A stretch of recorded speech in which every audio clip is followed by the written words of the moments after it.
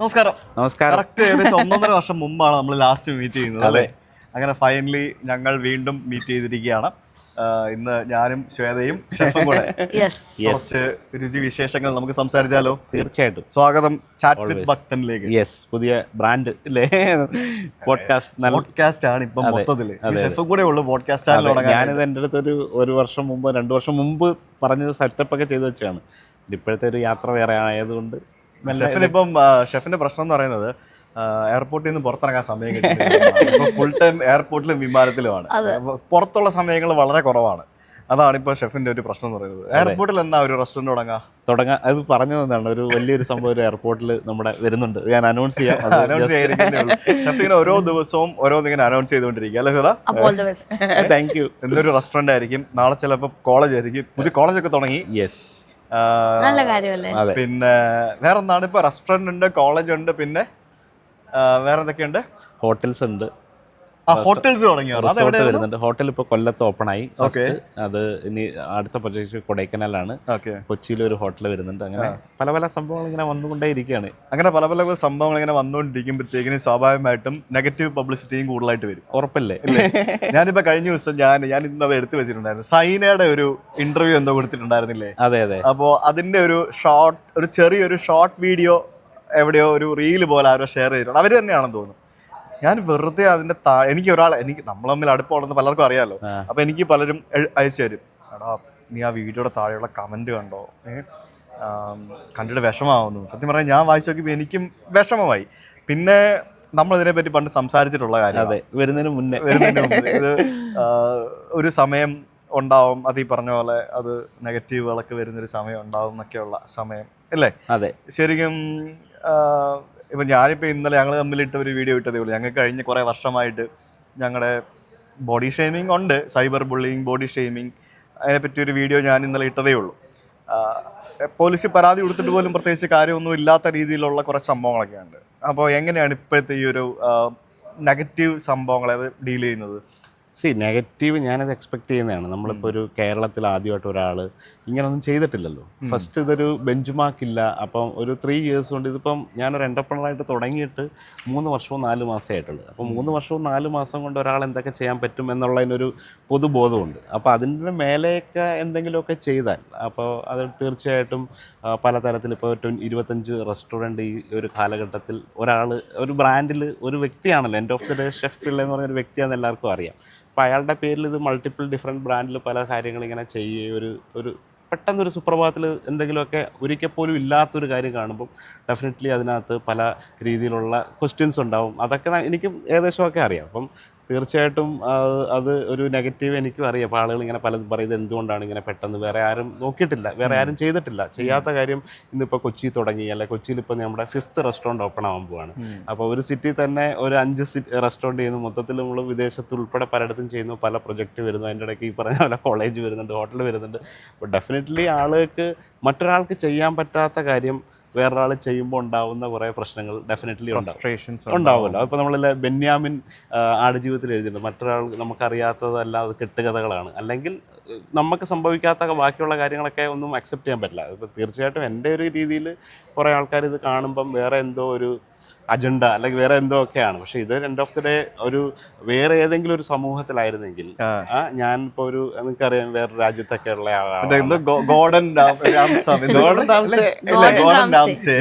അതല്ല, വേറെ രാജ്യത്തൊക്കെ ഓരോ ഷെഫ്മാരൊക്കെ ആകുമ്പം അവരൊക്കെ അവരുടെ രാജ്യത്ത് എന്തെങ്കിലുമൊക്കെ ഇതേപോലെ ഒരു എൻ്റർപ്രണറാക്കുമ്പോൾ ആ ഒരു സൊസൈറ്റി ഭയങ്കര സപ്പോർട്ട് ചെയ്യുന്ന കാണാം. അതായത് ഇപ്പം വേറൊക്കെ രാജ്യങ്ങളിലൊക്കെ പോയി ചെയ്യുമ്പോൾ അതിൻ്റെതായ വലിയ രീതിയിലൊക്കെ ഉണ്ട്. അപ്പോൾ ഇവിടെ ഇപ്പോൾ എൻ്റെ ആഗ്രഹം ആദ്യം തന്നെ കേരളത്തിൽ ചെയ്യുക. അപ്പോൾ ഇത്രയും റെസ്റ്റോറൻറ്റ്സ്, ഇത്രയും ജോബ് ഓപ്പർച്യൂണിറ്റി, അല്ലെങ്കിൽ ഇത്രയും പുതിയ പുതിയ പ്രൊജക്റ്റുകൾ വരുന്നു. അപ്പോൾ അതിൻ്റെതായ രീതിയിൽ ഒരേ സമയത്ത് ഒരുമിച്ച് താങ്കൾ ഏറ്റവും കൂടുതൽ ചെയ്തിട്ടുള്ള കേരളത്തിലാണ്. അതെ, ഇപ്പൊ കേരളത്തിൽ മാത്രം ബിസിനസ് ചെയ്ത് സക്സസ്ഫുൾ ആയിട്ടുള്ള ധാരാളം ഓൺടർപ്രണേഴ്സ് ഉണ്ട്. നമ്മുടെ മൈജി ഷാജി വലിയൊരു എക്സാമ്പിൾ ആണ്, ഭയങ്കര ഇൻസ്പിറേഷൻ ആണ്. ഞാൻ ലാസ്റ്റ് വീക്ക് ദുബായിൽ ഒരുമിച്ച് കണ്ടു. ഞങ്ങൾ പണ്ട് ദുബായിൽ വെച്ച് ഇതേപോലെ ഇരുന്ന് സംസാരിക്കുമ്പോൾ ഞാൻ ചോദിച്ചൊരു കാര്യമാണ്, ഇത്രയും എന്താ പറയുക, നമ്മുടെ കേരളത്തിലാണല്ലോ ഏറ്റവും കൂടുതൽ തൊഴിലാളി പ്രശ്നങ്ങളും മറ്റൊക്കെ ഉള്ളത്. ഇത്രയും ഉണ്ടായിട്ട് കേരളത്തിൽ മാത്രം ഇത്രയും സ്റ്റോറുകൾ വെച്ച് നിങ്ങൾ എങ്ങനെ മാനേജ് ചെയ്ത് കൊണ്ടുപോകുന്നത് ചോദിച്ചപ്പോഴത്തേക്കിനും പുള്ളിയോട് പറഞ്ഞൊരു ഉത്തരവുണ്ട്, കേരളത്തിൽ ബിസിനസ് ചെയ്ത ഏതൊരാൾക്കും ലോകത്ത് എവിടെയും പോയി ബിസിനസ് ചെയ്യാൻ പറ്റുമോ? 100%. അപ്പൊ അതുകൊണ്ടായിരിക്കും മിക്കവാറും ഷെഫ് പിള്ള കേരളത്തിൽ ഇത്ര എസ്റ്റാബ്ലിഷ്ഡ് ആയി തുടങ്ങുന്നത് അല്ലേ? തീർച്ചയായിട്ടും നമ്മുടെ സ്വന്തം നാട്ടിൽ ചെയ്യുന്നതിന്റെ ഒരു സന്തോഷം വേറെയില്ല. സന്തോഷം സംതൃപ്തി വേറെയാണ്. അപ്പൊ അത് വെച്ചിട്ടാണ് 16ഓളം പ്രൊജക്ട് കേരളത്തിൽ ചെയ്തു ഈ 3 ഇയേഴ്സ് ടൈമിൽ. അപ്പൊ ബാംഗ്ലൂർ തുടങ്ങിയെങ്കിലും ഇതെല്ലാം ഫോക്കസ് ആയി നമ്മുടെ കോർപ്പറേറ്റ് ഓഫീസ് കേരളത്തിലോട്ട് വരുന്നുണ്ട്. അപ്പൊ ആ രീതിയിൽ കേരളത്തിൽ ചെയ്യാൻ ഒരു മലയാളി എന്ന നിലയിൽ എല്ലാവരുടെ ആഗ്രഹം സ്വന്തം നാട്ടിൽ എന്തെങ്കിലും ചെയ്യുക എന്നുള്ളത് തന്നെയാണ് അൾട്ടിമേറ്റ്. ഓക്കെ, അപ്പൊ ബാക്കിയുള്ളവരൊക്കെ എത്രയോ നമുക്കറിയാം, മിഡിൽ ഈസ്റ്റിലായാലും അല്ലെങ്കിൽ യൂറോപ്പിലൊക്കെ നല്ല നല്ല ബിസിനസ് ചെയ്യുന്ന ഇഷ്ടംപോലെ മലയാളികളുണ്ട്. പക്ഷെ അവർക്ക് പെട്ടെന്ന് വന്ന് കേരളത്തിൽ അതിനെ തിരിച്ചു കൊണ്ടുവരാൻ പറ്റുന്നില്ല. അതെ, അങ്ങനെ വന്ന ആദ്യത്തെ എനിക്ക് തോന്നുന്നു ഒരു വൺ ഓഫ് ദ മെയിൻ ആള് നമ്മുടെ യൂസഫ് ഭായ് ആണ്. യൂസഫ് കെ ആണ്. അത് അവര് അവിടെ ക്ലച്ച് പിടിച്ചിട്ട് കേരളത്തിൽ വന്നപ്പോ കേരളത്തില് അദ്ദേഹം കൊണ്ടുവന്ന ഒരു വിഷണറി ആയിട്ട് ഇപ്പൊ ഈവൻ ഗ്രാൻഡ് ആയത്തായാലും അത് ഇവിടെ നമ്മുടെ കേരളത്തിൽ മാത്രമല്ല യൂസഫ് ഒക്കെ വെച്ചിരിക്കുന്നത്, ദുബായിലും കൂടുതലും കേരളത്തിലുള്ള ആൾക്കാരാണ്, മലയാളികളാണ്. കുറെ സ്റ്റാഫും കൂടുതലും ഉള്ളത് അവിടെ. ഷെഫ് പിള്ളയുടെ റെസ്റ്റോറന്റ് അബുദാബി വന്നാലും അവിടെ മലയാളി സ്റ്റാഫല്ലേ വരുള്ളൂ. അവിടെ വരുന്നവരും മലയാളിയല്ലേ കൂടുതലും അല്ലേ? അതെ. നമുക്കിനി നെഗറ്റീവ് കുറച്ചു നേരം ചോദിക്കണമല്ലോ. നമ്മൾ ഇഷ്ടപ്പെടുന്ന ഒരാളെ പറ്റി ആളുകൾ നെഗറ്റീവ് പറയുന്നത് കാണുമ്പം എനിക്ക് വിഷമമുണ്ട്. ഇപ്പൊ കഴിഞ്ഞ ദിവസം എനിക്ക് അയച്ചു തന്ന ആളെന്ന് പറഞ്ഞ ആള് എന്നോട് പറഞ്ഞാൽ ഇത് പുള്ളിനെ നെഗറ്റീവ് പറയാൻ വേണ്ടി ഏതെങ്കിലും PR കമ്പനി വല്ലതും വർക്ക് ചെയ്യുന്നുണ്ടോ, ആരെങ്കിലും ശ്രമിക്കുന്നുണ്ടോ? ഞാൻ പറഞ്ഞു ചേട്ടാ, എന്റെ ഒരു ഇതില് നമ്മളിപ്പോ ഒരു ഭക്ഷണം ഉണ്ടാക്കി കൊടുക്കുന്ന ഒരു സ്ഥാപനമാണല്ലോ ചെയ്യുന്നത്. അപ്പൊ അതിനകത്ത് നെഗറ്റിവിറ്റി എന്ന് പറയുന്നത് എനിക്കൊരു ഷെഫ് എന്ന നിലയിൽ കുറേ കാര്യങ്ങൾ ചെയ്യാൻ പറ്റും. അപ്പം ഒരു നല്ലൊരു ടീമിനെ ട്രെയിൻ ചെയ്ത് നല്ലൊരു പ്രോപ്പർ സിസ്റ്റത്തിൽ കൊണ്ടുപോകും, അതാണ് ചെയ്യുന്നത്. അപ്പോൾ അതിനിപ്പം 100 ചെയ്താലും അതായിരിക്കും സിസ്റ്റം. അപ്പോൾ അതിനകത്ത് ഒരു ഓർഗനൈസേഷനിൽ ചെയ്യേണ്ട കുറേ കാര്യങ്ങളിലൊന്നും നമ്മൾ ഒരു വിട്ടുവീഴ്ചയും ചെയ്തിട്ടില്ല. ഒരു പ്രോപ്പർട്ടി ആദ്യമായിട്ട് തുടങ്ങുന്നു, പ്ലാൻ ചെയ്യുന്നു, അതിൻ്റെ എല്ലാം വേണ്ട കാര്യങ്ങൾ, right investment, right team, right ഒരു എക്സിക്യൂട്ടീവ് ഷെഫും സൂസ് ഷെഫും അതിൻ്റെ അണ്ടറിൽ മൾട്ടിപ്പിളായിട്ട് എക്സ്പീരിയൻസ് ഷെഫ് ഡിപ്പാർട്ടിയും അതുപോലെ GM-ഉം റെസ്റ്റോറൻറ്റ് മാനേജറും എല്ലാവരും വെച്ചിട്ട് പിന്നെ ആ ടീമാണ് മാനേജ് ചെയ്യുന്നത്. നമുക്ക് ആ വിഷനോട് കൂടി റെസിപ്പിയൊക്കെ ചെയ്ത് അത് ഇപ്പോൾ കൊച്ചിയിൽ അത് ഭയങ്കര നന്നായിട്ട് പറയും, മറ്റടുത്ത് മോശം. അതെനിക്ക് വ്യക്തമായിട്ട് അറിയാം. അപ്പോൾ അവിടെ അങ്ങനെ ഒരു വ്യത്യാസം ഉണ്ടാവാനുള്ള സാധ്യതയില്ല. പിന്നെ ഈ പറഞ്ഞ ഒരു ഫുഡ് ഉണ്ടാക്കി കൊടുത്ത് അപ്പോൾ പല തരത്തിൽ പല പ്രൈസ് പോയിന്റുള്ള ബ്രാൻഡുകളുണ്ട്, പല രീതിയിലുണ്ട്. അപ്പോൾ ക്വാളിറ്റിയുടെ കാര്യത്തിൽ ഇപ്പം ഇതൊക്കെ ഇഷ്ടപ്പെടാതിരിക്കുന്ന 100 കണക്കിന് ആൾക്കാരുണ്ടാവാം. ഉണ്ട്. ഇപ്പം എനിക്ക് വൃന്ദാവനിലെ മസാല ദോശ ഇഷ്ടമാണ്, എന്നാൽ എനിക്ക് മറ്റിവിടത്തെ മറ്റേ ഓപ്പോസിറ്റ് ഉള്ളത് ഊട്ടുപുരയിലെ മസാല ദോശ എനിക്ക് ഇഷ്ടമല്ല. മസാല ദോശ ആയിരിക്കില്ല, എനിക്ക് എന്തെങ്കിലും ചിലപ്പോൾ വൃന്ദാവനിലെ മസാല ദോശയുടെ മസാലക്കകത്ത് പരിപ്പിടത്തില്ലായിരിക്കാം, അവിടെ ചിലപ്പോൾ പരിപ്പിടുമായിരിക്കാം, എനിക്ക് പരിപ്പ് ഇഷ്ടമല്ല. തീർച്ചയായിട്ടും. അപ്പൊ ഞാൻ ഉറപ്പായിട്ടും എനിക്ക് ഉള്ളിലെന്നില്ല ഞാൻ പറയുള്ളൂ ഇഷ്ടപ്പെട്ടില്ലെങ്കിൽ. അതെനിക്ക് ഇത് പറഞ്ഞപ്പോഴാണ് ഞാനൊരു തമിഴ്നാട്ടില് വളരെ കുറവൊരു ഫോളോവറുള്ള കോയമ്പത്തൂർ സ്ഥാപിതര് ഒരു ഇൻസ്റ്റാഗ്രാം റീൽ ചെയ്യുന്ന ഒരു കുട്ടി. അപ്പോൾ ഷെഫിന്റെ മറ്റേ സഞ്ചാരി എന്ന് പറഞ്ഞ ഒരു പാലക്കാടില് ഹോട്ടലില്ലേ നിങ്ങളുടെ റോഡ് സൈഡ് ഹൈവേ സൈഡിൽ, അപ്പൊ അവിടെ പോയിട്ട് നമുക്ക് ഇഷ്ടപ്പെടുന്ന ഫുഡ് അവർക്ക് ഇഷ്ടപ്പെടണമെന്നില്ല, തീർച്ചയായിട്ടും അവരുടെ ടേസ്റ്റ് വ്യത്യാസമുണ്ട്. അപ്പൊ ആ കുട്ടി പറയുന്നത് എല്ലാം ഹൈപ്പ് പറയുന്ന പോലെ എനിക്ക് സാധാരണ രീതിയിൽ ഫുഡ് പോലെയാണ് തോന്നുന്നത്. എനിക്ക് അതായത് ആ പുള്ളിക്കാരിക്ക് അധികം വലിയ ഇഷ്ടപ്പെട്ടിട്ടില്ല. ബിക്കോസ് അവരുടെ ലൈക്കിങ്ങിന്റെ ടേസ്റ്റ് സംസാരിച്ചു. അപ്പൊ അവര് തന്നെ പറയൂ, സോറി ഷെഫ് ഇത് ഇങ്ങനെ വൈറൽ. ഞാൻ പറഞ്ഞു അതങ്ങനെ വൈറലാവും ഉറപ്പായിട്ടും. നമ്മുടെ പേരിൽ ചെയ്യുമ്പോൾ ഡെഫിനറ്റ്ലി എത്രയോ പോസിറ്റീവായിട്ടുള്ള വീഡിയോസ് ഉണ്ട്, അപ്പൊ അതൊന്നും ആരും ഷെയർ ചെയ്യത്തില്ലല്ലോ. അപ്പൊ അത് തീർച്ചയായിട്ടും ഇതിന്റെ ഒരു പാർട്ട് ആൻഡ് പാർസൽ ആണ്. ഏറ്റവും ആദ്യം തന്നെ എനിക്കറിയാം. അപ്പൊ ഒരു നെഗറ്റീവായിട്ട് ഇപ്പം ഇത്രയും റെസ്റ്റോറൻറ്റ്, ഇത്രയും ബ്രാൻഡും, ഇത്രയും ഈ ഹൈപ്പ് എന്ന് പറഞ്ഞത് നമ്മൾ ഉണ്ടാക്കുന്നതല്ല, നാട്ടുകാർ തന്നെ ചെയ്തു തന്നത് ഓട്ടോമാറ്റിക്കലി വരും. അതിന്റെ ഇടയിൽ ഇതിന് നെഗറ്റീവ് ക്യാപ്ഷൻ കൊടുത്താൽ ഓവർ ഹൈപ്പ് ഷെഫ് പിള്ള പ്രതികരിക്കുന്നു. അല്ല, അവര് ചെയ്ത വീഡിയോ അങ്ങനെയാണ്, അതുകൊണ്ടാണ് ഞാൻ പറഞ്ഞത്. അല്ലാതെ എനിക്ക് പൊതുവേ നിങ്ങളുടെ ഹോട്ടലിൽ വന്നിട്ട് ഞാൻ കഴിച്ചത് ഞങ്ങൾക്ക് എല്ലാവർക്കും പൊതുവേ നല്ല അഭിപ്രായമാണ്. ഞങ്ങൾക്ക് ഇഷ്ടപ്പെടുന്ന ഞങ്ങൾക്ക് ചിലപ്പോൾ ഞങ്ങളുടെ ടേസ്റ്റിന് ഇഷ്ടപ്പെടുന്ന ഫുഡ് കൊണ്ടായിരിക്കും നമുക്ക് ഇഷ്ടപ്പെടുന്നത്. അപ്പോൾ അതേപോലെ തന്നെ ഇപ്പം ഞാൻ ആന്ധ്രയിൽ ഇല്ലെങ്കിൽ ഫോർ എക്സാമ്പിൾ തായ്ലൻഡിൽ പോയാൽ എനിക്ക് തായ് ഫുഡിനോട് ഒരു താല്പര്യമില്ല, പക്ഷെ ഹീ ലൈക്സ് തായ് ഫുഡ്. അത് നമ്മൾ തമ്മിൽ അടിയാണ്. പക്ഷെ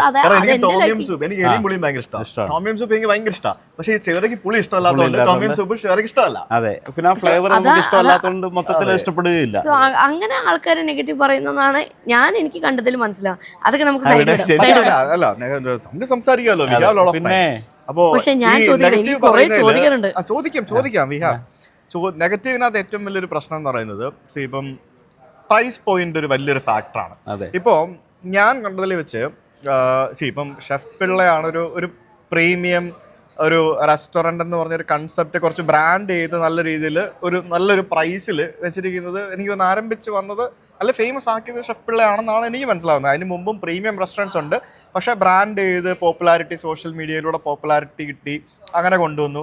ഒരു പ്രീമിയം ആണല്ലോ ഒരു ഷെഫ് പിള്ളയുടെ കാറ്റഗറി. അതേസമയം എനിക്ക് തോന്നുന്നു ഒരു ബഡ്ജറ്റ് ബ്രാൻഡും ഉണ്ടെന്ന് തോന്നുന്നു അല്ലേ? ഇപ്പം മൾട്ടിപ്പിൾ ആണല്ലേ?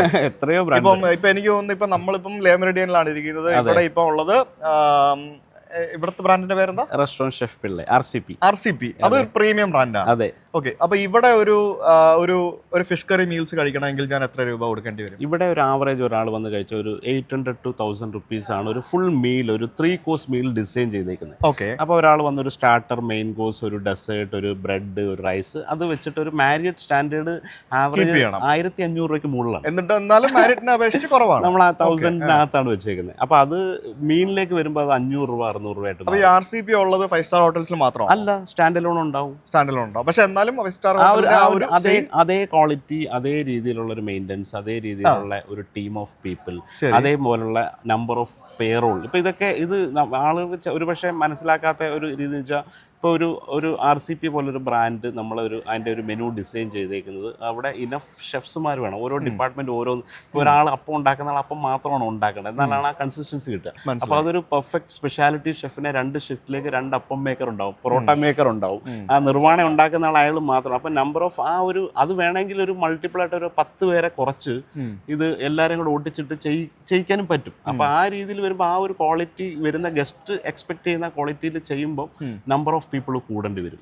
അപ്പോൾ ആ നമ്പർ ഓഫ് പീപ്പിൾ കൂടുന്നതനുസരിച്ചിട്ട് അതിൻ്റെ പേറോൾ കോസ്റ്റ്, അവരുടെ ഒരു CTC, അവരുടെ ഇന്നത്തെ കാലത്തെ ഒരു സംഭവം, ഇതെല്ലാം ആ കോസ്റ്റിനകത്ത് ഓട്ടോമാറ്റിക്കലി വന്ന് ചേരുന്നതാണ്. അപ്പം ഇതേ ക്വാളിറ്റിയിലുള്ള വേറെ റെസ്റ്റോറൻറ്റിൽ നമുക്ക് 100 രൂപയ്ക്ക് ഊണ് കൊടുക്കാൻ പറ്റും. ഏത് ബ്രാൻഡ്? ഇപ്പോൾ മീനിൽ, ഇപ്പോൾ ഫോറം മോളിൽ ഇതിനെക്കാട്ടി ഒരു ബെസ്റ്റ് എക്സ്പീരിയൻസ് ആയിട്ടുള്ള ഒരു വൺ ഓഫ് ദ പ്രസ്റ്റീജ് ഗ്രൂപ്പും മാരിറ്റും ഡയറക്റ്റ് ഇൻവെസ്റ്റ് ചെയ്ത് തന്നെ ഒരു പ്രൊജക്റ്റാണ് 250 സീറ്റ്. അപ്പോൾ അവിടെ എൻ്റെ ഒരു ആഗ്രഹം അത് ആദ്യം എനിക്ക് ചെയ്യാൻ പറ്റാൻ ഇപ്പോൾ എനിക്ക് ചെയ്യാൻ പറ്റും. അവിടെ ഇതിലും ബെറ്റർ ആംബിയൻസ് ആണ്. അവിടെ ഒരു ഊണിന് 100 റുപ്പീസാണ്. അപ്പോൾ അത് കൊല്ലത്തുമായാലും മീനിൽ 100 രൂപയ്ക്കാണ് ഊണ് കൊടുക്കാൻ പറ്റുക. അപ്പോൾ അതേപോലെ ഇപ്പോൾ ഒരു സഞ്ചാരി എന്ന് പറഞ്ഞൊരു മൾട്ടി ക്യൂസിൻ കൺസെപ്റ്റ് ചെയ്തു. അവിടെ ഒരു 350-400 രൂപയ്ക്ക് വന്ന ആളുകൾ കഴിച്ചിട്ട് പോവാം. യുണൈറ്റഡ് കോക്കനിൽ വന്ന ഒരു 500 രൂപയ്ക്ക് കഴിച്ചിട്ട് പോവാം. ഇത് RCP വരുമ്പോൾ അതൊരു 5 സ്റ്റാർ ഹോട്ടലോ അല്ലെങ്കിൽ ആ തത്തുല്യമായ രീതിയിലുള്ള കാര്യങ്ങൾ ചെയ്യുമ്പോൾ അതിൻ്റെ ഒരു കോസ്റ്റ് വരുന്നതാണ്. അപ്പം ഇപ്പോൾ തേങ്ങാ മാങ്ങ 200 രൂപയ്ക്ക് കഴിക്കുന്ന ഒരു സാധാരണ റെസ്റ്റോറൻ്റ് ആണ്. ഇപ്പോൾ പുതുതായിട്ട് വരാൻ പോകുന്ന ആഡ് ആൻഡ് ഗോ എന്ന് പറഞ്ഞ് പനമ്പള്ളി നഗറിൽ വരുന്നത്. അത് 200 രൂപയ്ക്ക് ആട്ടിറച്ചി മാത്രമുള്ള ഒരു കൺസെപ്റ്റാണ് കേട്ടോ. ആടാൻകോ അത് പനമ്പള്ളി നഗറിൽ ഓപ്പൺ ആകാൻ വേണം. അപ്പോൾ അവിടെ ഒരു ഏറ്റവും ബേസിക് പൈസയ്ക്ക് ഒരു ചായക്കടയിൽ പോയി കഴിക്കുന്ന കൺസെപ്റ്റിൽ ചെയ്യാൻ വേണ്ടിയിട്ട് അതൊക്കെ പല ബ്രാൻഡുകൾ ഉണ്ടാക്കിയത് പ്രശ്നമാവുന്നതായിട്ട് തോന്നുന്നുണ്ടോ? ഒരിക്കലും ഇല്ല. അത് ആള് ഇപ്പൊ നമ്മുടെ നാട്ടിലുള്ള എല്ലാവരും എന്നാലും നിങ്ങളെ മീനാണേലും ഇതാണേലും എല്ലാ ബിക്കോസ് അത് അതൊരു പാരഗൺ എക്സ്പ്രസ് സൽക്കാര എന്നൊക്കെ പറഞ്ഞില്ലേ? അതെ, ഇല്ലേ? അതും പല റേഞ്ചാണ്, പല കൺസെപ്റ്റാണ്, പല പ്രൈസ് പോയിന്റ് ആണ്. അപ്പൊ അത് ഒരു ബ്രാൻഡ് ഇപ്പോൾ ഇതിന്റെ ഒരു കൺസെപ്റ്റ് കുറച്ച് നാളുകൂടെ കഴിഞ്ഞാൽ ഒരു പക്ഷേ ഇവർക്ക് മനസ്സിലായേക്കാം. അപ്പം ഇത് ഇപ്പൊ പെട്ടെന്ന് ഒരു ഷെഫ് പിള്ള എന്ന് പറഞ്ഞ ഒരാളുടെ ഒരു റെസ്റ്റോറൻറ്റ്, ഇപ്പോൾ എനിക്ക് നോർത്ത് ഇന്ത്യൻ റെസ്റ്റോറൻറ്റ് ഉണ്ട്, നോർത്ത് റസോയി, ബാംഗ്ലൂരും കാലിക്കറ്റും. അപ്പോൾ അവിടെ നോർത്ത് ഇന്ത്യൻ ഫുഡ് കൊടുക്കാൻ വേണ്ടി മാത്രമാണ്. വേണമെങ്കിൽ എനിക്ക് RCPക്കകത്തും ബട്ടർ ചിക്കനും ഞാനും കൊടുക്കാം. സോ അതൊരു കൺസെപ്റ്റ്. അപ്പോൾ ഒരു നോർത്ത് ഇന്ത്യൻ ഫുഡ് കഴിക്കണമെങ്കിൽ ഒരു സ്പെഷ്യാലിറ്റി റെസ്റ്റോറൻ്റ് ആണ്. അപ്പോൾ അത് അങ്ങനെ ഒരു ബ്രാൻഡാണ്. ഇപ്പോൾ തേങ്ങാ മാങ്ങ എന്ന് പറയുന്ന ഒരു ക്ലൗഡ് കിച്ചൺ ആണ്. അത് ആ ക്ലൗഡ് കിച്ചൻ്റെ പ്രൈസും അതൊരു മൾട്ടി ക്യൂസിനായിട്ട് വരുന്നു. ഇപ്പോൾ മീൻ എന്ന് പറഞ്ഞ ഒരു സീ ഫുഡും ടോഡി ഷോപ്പ് കേരള വെറൈറ്റിയിൽ തേങ്ങാ മാങ്ങ ക്ലൗഡ് കിച്ചൺ ഉണ്ടോ? ക്ലൗഡ് കിച്ചൺ ഉണ്ട്. ബാംഗ്ലൂർ ഇപ്പോൾ ഇന്നലെ ഓപ്പൺ ചെയ്ത് തൃശ്ശൂർ. അപ്പോൾ ഓൺലൈനും ഉണ്ട്, ഡൈനിങ്ങും ഉണ്ട്.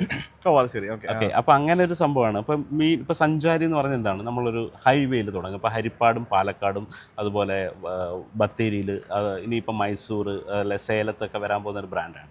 അപ്പോൾ അത് ഒരു സഞ്ചാരി വന്നാൽ, ഒരു ട്രാവലറിന് വന്നാൽ എന്തൊക്കെയായിരിക്കും, ഒരു ഫാമിലിയിൽ ഡിഫറെൻറ്റ് ഫുഡ് കഴിക്കണം, അതൊരു മൾട്ടി ക്യൂസിൻ. അവിടെ നിന്ന് നിങ്ങൾക്ക് ഒരു സ്വീറ്റ് കോൺ ചിക്കൻ സൂപ്പ് കഴിക്കണോ, അല്ലെങ്കിൽ ഒരു അമേരിക്കൻ ചോപ്സി കഴിക്കണോ, നാടൻ പൊറോട്ടയോ അല്ലെങ്കിൽ കൊത്തു പൊറോട്ട കഴിക്കണോ, ഒരു പഴംപൊരിയും ചായയും കുടിക്കണം. അപ്പോൾ അതെല്ലാം പറ്റിയതും ആ ഒരു റേഞ്ചിലാണ്. അപ്പോൾ ഇത് ആരും ഇതിനു മുമ്പ് നേരത്തെ പറഞ്ഞ പോലെ പരീക്ഷണങ്ങളാണ്. ഇതിനു മുമ്പ് ആരും ചെയ്തിട്ടില്ല. അപ്പോൾ ഇതിനു മുമ്പ് ചെയ്യാത്തത് ഒരാൾ ചെയ്യുമ്പോൾ അത് മനസ്സിലാക്കിയെടുക്കും. ഓക്കെ, ഇത് ഒരു മേ ബി ഒരു ഡൗൺ ദ ലൈൻ 5 ഇയേഴ്സ് ആകുമ്പോൾ ഇതെല്ലാം ഒരു സെപ്പറേറ്റ് കാറ്റഗറീസ്. ഇപ്പം മാരിയറ്റ് ഫോർ എക്സാമ്പിൾ, ഇത് മാരിയറ്റ് എന്ന് പറഞ്ഞാൽ ലോകത്തെ ഏറ്റവും വലിയൊരു ഹോട്ടൽ ബ്രാൻഡാണ്.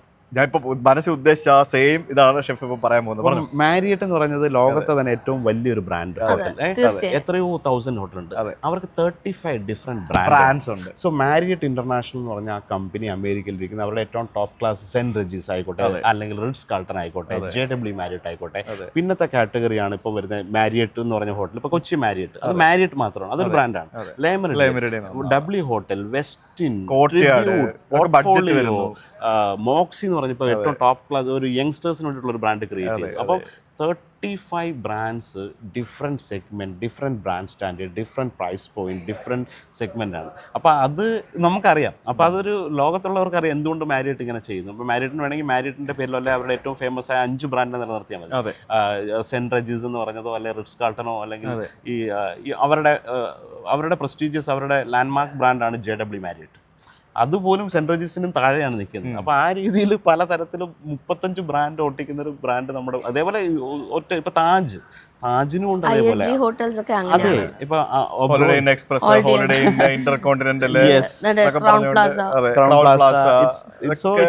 അതേപോലെ ഇപ്പൊ താജിന്റെ തന്നെ ഇപ്പൊ ജിഞ്ചർ ഹോട്ടൽസ് അവരുടെ ഏറ്റവും ബഡ്ജറ്റ്. അപ്പൊ താജ് എക്സോട്ടിക്ക എന്ന് പറഞ്ഞൊരു പ്രീമിയം. അപ്പൊ താജ് മലബാർ ജിഞ്ചർ ഹോട്ടൽസിൽ അവർ താജിന്റെ പോലും മെൻഷൻ ചെയ്തിട്ടില്ല. കാരണം അത്രയും ബഡ്ജറ്റിൽ അവർക്ക് താജ് കൊണ്ടുവരാൻ താല്പര്യമില്ല എന്ന് അവരുടെ കീഴിലുള്ളത് കൊണ്ടായിരിക്കാം. അതെ, അത് അവർക്കറിയാം. അപ്പൊ അതേപോലെ തന്നെയാണ് ഇതും. ഇത് കുറച്ച് നാൾ ഒരു ഡൗൺ ദ ലൈൻ കുറച്ച് നാൾ കഴിയുമ്പോൾ ഒരു പക്ഷേ മനസ്സിലാവും. പെട്ടെന്ന് ഇപ്പൊ ഒരു നല്ലൊരു ലോങ് ടേം വിഷനിലാണ് കാര്യങ്ങൾ മുന്നോട്ട് പോകുന്നത്. അത് പറഞ്ഞ ശരിയാണ്. ഒരു കാര്യത്തിൽ ഷെഫ് പറഞ്ഞ ശരിയാണ്. നമുക്ക് ഇപ്പൊ ഒരാളായിട്ട് വരുമ്പോ ആൾക്കാർ അയാളുടെ ബ്രാൻഡ് ആയതുകൊണ്ടാണ് ആൾക്കാരെല്ലാവരും പോയി കാണുന്നത്. ഇപ്പോൾ ഒരു ഉദാഹരണം ഞാൻ പറയാം. ഇപ്പോൾ റെസ്റ്റോറൻറ്റ് ഷെഫ് പിള്ള എന്ന് പറഞ്ഞാൽ RCP തന്നെ മതി. അപ്പോൾ ആ ഒരു റെസ്റ്റോറൻറ്റ് ഇവിടെ ചെയ്തു, ഇവിടെ ഒരു 1000 രൂപയെന്ന് പറഞ്ഞു. ആ റെസ്റ്റോറൻറ്റ് എനിക്ക് ഒരിക്കലും പോയി കൊണ്ടോട്ടിയിൽ പോയി ഇടാൻ പറ്റില്ല. ശരിയാണ്. അപ്പോൾ അവിടെ നാളെ കുറച്ച് നാൾ കഴിയുമ്പോൾ എനിക്ക് അവിടെ ഒരു റെസ്റ്റോറൻറ്റ് ചെയ്യണം. അവിടെ ഒരിക്കലും 1000 രൂപയുടെ പ്രൈസ് വാങ്ങിക്കുന്ന ഒരാൾക്കാരല്ല. അവിടെ ഒരു പക്ഷേ ഞാനൊരു സഞ്ചാരി കൊണ്ട് ചെയ്യാൻ പറ്റും എനിക്ക്, അല്ലേ? എനിക്കവിടെ അല്ലെങ്കിൽ വേറെ ഏതെങ്കിലും ഒരു സിറ്റിയിൽ ഒരു ടയർ 3 സിറ്റിയിൽ ഒരു നോർമൽ ഫാമിലീസും കാര്യങ്ങളും അവരൊരു 200 രൂപ സ്പെൻഡ് ചെയ്ത് ഫുഡ് കഴിക്കുന്ന ഒരു സ്ഥലത്ത് ഒരു റെസ്റ്റോറൻറ്റ് ഷെഫ് പിള്ള എന്നുള്ള ബ്രാൻഡിൽ കൊണ്ടിട്ടിട്ട് 1000 രൂപയ്ക്ക് എനിക്ക് ചെയ്യാൻ പറ്റില്ലല്ലോ. അപ്പോൾ അവിടെ ആ പേരിലിട്ട് അതാണ് അതിൻ്റെ ഒരു ശരിക്കുള്ള ഒരു പോയിന്റ്. അപ്പോൾ എവിടെയാണോ ഏത് രീതിയിലാണോ നമുക്ക് ചെയ്യും. ഇവിടെ ഇതൊരു കൊച്ചി മാർക്കറ്റ്, കൊച്ചിയിലെ സിറ്റി, ഒരു 5 സ്റ്റാർ ഹോട്ടൽ, ഇവിടുത്തെ വെൽത്തി ആയിട്ടുള്ള ആൾക്കാർ, ഇവിടുത്തെ ട്രാവലേഴ്സ് അല്ലെങ്കിൽ പലതരം മീറ്റിങ്സ്. അപ്പോൾ അവർക്ക് വേണ്ടിയിട്ടുള്ളൊരു ഡൈനിങ് സ്പേസ് ആണ്. അവിടെ നമുക്ക് ആ ഒരു പ്രൈസും ഈ ഒരു ബ്രാൻഡിൻ്റെ സ്റ്റാൻഡേർഡും ഒക്കെ വെക്കേണ്ടി വരും. ഇത് കൊണ്ടുപോയി എനിക്ക് വേറൊരു ടയർ 3 സിറ്റിയിൽ ഇതേപോലെ റെസ്റ്റോറൻറ്റ് ചെയ്തിട്ട് ഈ പൈസയ്ക്ക് ആരെങ്കിലും കഴിക്കാൻ പറയാൻ പറ്റുമോ? ഇല്ല. മനസ്സിലായി. ഓക്കെ. അതേപോലെ എനിക്കിപ്പോൾ ഷെഫ് പിള്ളയുടെ ഒരു സിഗ്നേച്ചർ ഡിഷാണല്ലോ നിർവാണ എന്ന് പറയുന്നത്. ഈ നിർവാണ ഷെഫിൻ്റെ എല്ലാ റെസ്റ്റോറൻറ്റുകളിലും കിട്ടുമോ? എല്ലാ റെസ്റ്റോറൻറ്റിലും ഇല്ല. നമ്മുടെ ഇപ്പോൾ നോർത്ത് റെസ്റ്റോ ഇപ്പോൾ നോർത്ത് ഇന്ത്യൻ ഫുഡ് മാത്രമാണ്. പിന്നെ ഞാനത് തീർച്ചയായിട്ടും എനിക്ക് ഷെഫ് പിള്ള റെസ്റ്റോറൻറ്റിൽ RCPയിൽ മാത്രം കൊടുക്കണമെന്ന് ആഗ്രഹിച്ച ഒരാളായിരുന്നു. അത് കഴിഞ്ഞ് ഞാൻ സെക്കൻഡ് ബ്രാൻഡായിരുന്നു യുണൈറ്റഡ് കോക്കനട്ട്. ഓക്കെ, ആദ്യം രണ്ടാമതൊരു ഫ്യൂഷൻ, കുറച്ചുകൂടെ ഒരു ഫൺ ആയിട്ടൊരു ഇച്ചിരി ഒരു കേരള ക്യൂസിൻ്റെ തന്നെ സെക്കൻഡ് റൗണ്ട് ഒരു 600 രൂപ പ്രൈസ് പോയിന്റിലാണ് വെച്ചത്. എല്ലാവർക്കും വന്ന് കഴിക്കാൻ പറ്റും. അപ്പോൾ അവിടെ ഞാൻ നിർവ്വാണ വെച്ചില്ല, ഇഞ്ചിപ്പുളി വെച്ചില്ല, വേണാട് പാൽക്കൊഞ്ച് വെച്ചില്ല, ഫലൂഡ വെച്ചില്ല, വേറെ കുറേ അടിപൊളി ഡിഷുകളൊക്കെ R&D ചെയ്താണ് നമ്മൾ തൃശ്ശൂർ തുടങ്ങിയത്. അതെന്താ സാധാരണക്കാർ ഇതൊന്നും കഴിക്കാൻ പറ്റില്ല? എനിക്ക് അത്രയും പൈസക്ക് അവിടെ പോയി കഴിക്കാൻ പറ്റില്ല, എനിക്ക് ഇതൊരു 150 രൂപയ്ക്ക് കിട്ടുമോ എന്നുള്ളതൊക്കെ. എന്നിട്ട് പക്ഷേ പിന്നെ എനിക്കത് അവിടെ ഒത്തിരി ആൾക്കാരുടെ ഫീഡ്ബാക്ക് വന്ന് എനിക്കത് കഴിക്കണം എന്ന് പറഞ്ഞ് വന്നപ്പോൾ അങ്ങനെയുള്ളൊരു 5 സിഗ്നേച്ചർ ഡിഷ് ചില ഇപ്പോൾ സഞ്ചാരിയിലായാലും മീനിലായാലും ഇത് വെക്കേണ്ടി വന്നു. ആളുകളുടെ അഭ്യർത്ഥന വാങ്ങിച്ച് ആ ഡിഷ്, അല്ലെങ്കിൽ എനിക്ക് ഒട്ടും എല്ലാത്തിനും ഒരു ഡിഫറൻഷ്യൽ കൊണ്ടുവരണം. ഡിഫറെന്റ് ആള് ഇപ്പൊ ഒരു നിർവ്വാണയോ അല്ലെങ്കിൽ അങ്ങനെ. അതെ, അത് ശരിയാ ഷെഫ് പറഞ്ഞ. ഞാനിപ്പോ ഷെഫ് പറഞ്ഞപ്പോഴാണ് ഞാൻ ആ കാര്യം ആലോചിക്കുന്നത്. ബാംഗ്ലൂർ പോയി കഴിച്ച മെനു അല്ല ഇവിടുന്ന് കഴിച്ച മെനു.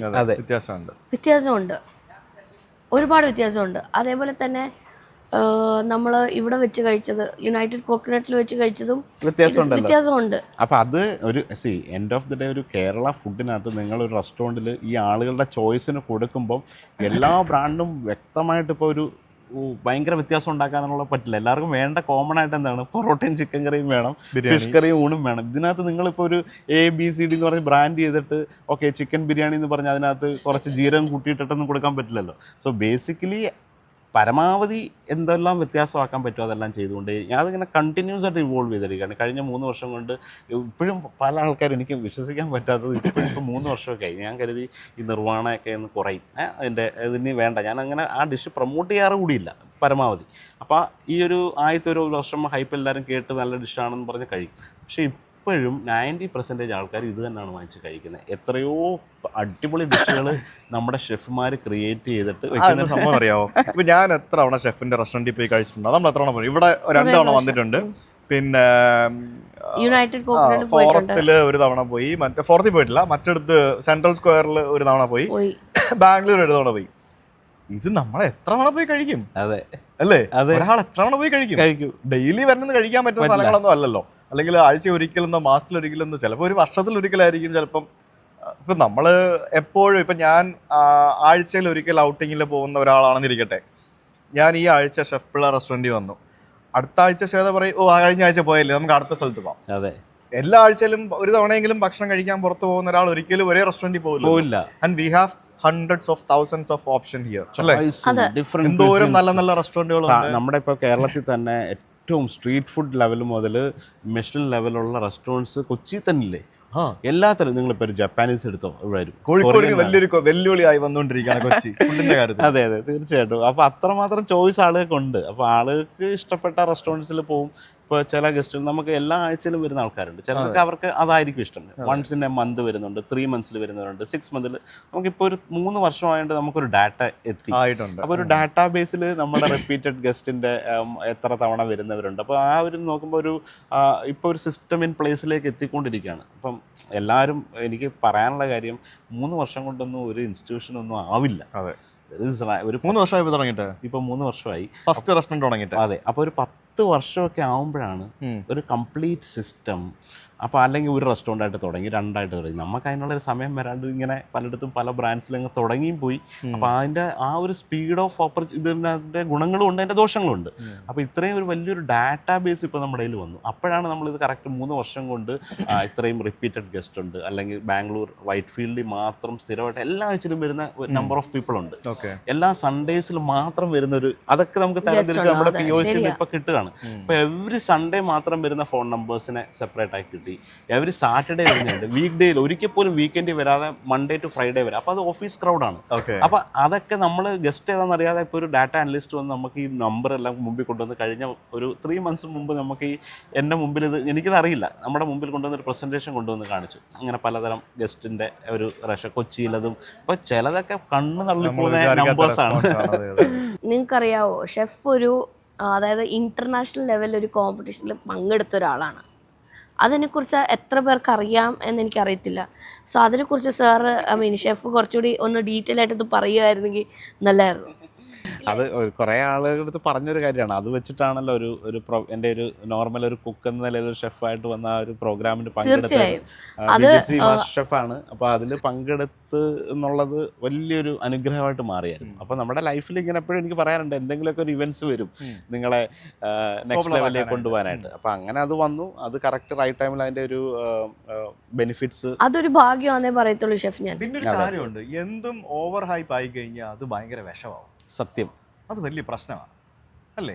ഇപ്പം എമ്പുരാൻ ഇറങ്ങിയപ്പോഴത്തേക്കിനും ഓവർ ഹൈപ്പാക്കി ഭയങ്കര ഹൈപ്പായിട്ട് പോയിട്ട് ഇപ്പോൾ അവസാനം ആൾക്കാർ പറഞ്ഞു എമ്പുരാനെ കാട്ടി അടിപൊളി പടമായിരുന്നു തുടരുമെന്ന്. അതെ, എമ്പുരാൻ നല്ല പടമായിരിക്കണം. അപ്പോൾ നമ്മൾ കണ്ടാണ് നല്ല പടമാണ്, നമ്മൾ എൻജോയ് ചെയ്തു. പക്ഷേ ഓവർ ഹൈപ്പായിട്ട് നമ്മൾ പോകുമ്പോഴത്തേക്കിനും ഭയങ്കര എക്സ്പെക്റ്റേഷൻ ആയിരിക്കും. ഇപ്പോൾ ഷെഫ് പിള്ളയുടെ നിർവ്വാണ കഴിക്കണം എന്ന് പറഞ്ഞാൽ ഓവർ ഹൈപ്പായിട്ട് വന്നിട്ട് ഞാൻ നിർവ്വാണയുടെ ടേസ്റ്റ് അല്ലേ? അതേ ഉള്ളൂ. അത് ഇതാണ് ഇതിൻ്റെ ഒരു പ്രശ്നം വെച്ചാൽ, ഇപ്പം ഒരിക്കലും ഇപ്പോൾ പൃഥ്വിരാജോ ലാലേട്ടനോ ഒന്നും ആഗ്രഹിച്ചിട്ടുണ്ടാവില്ല അത് ഓവർ ഹൈപ്പ്.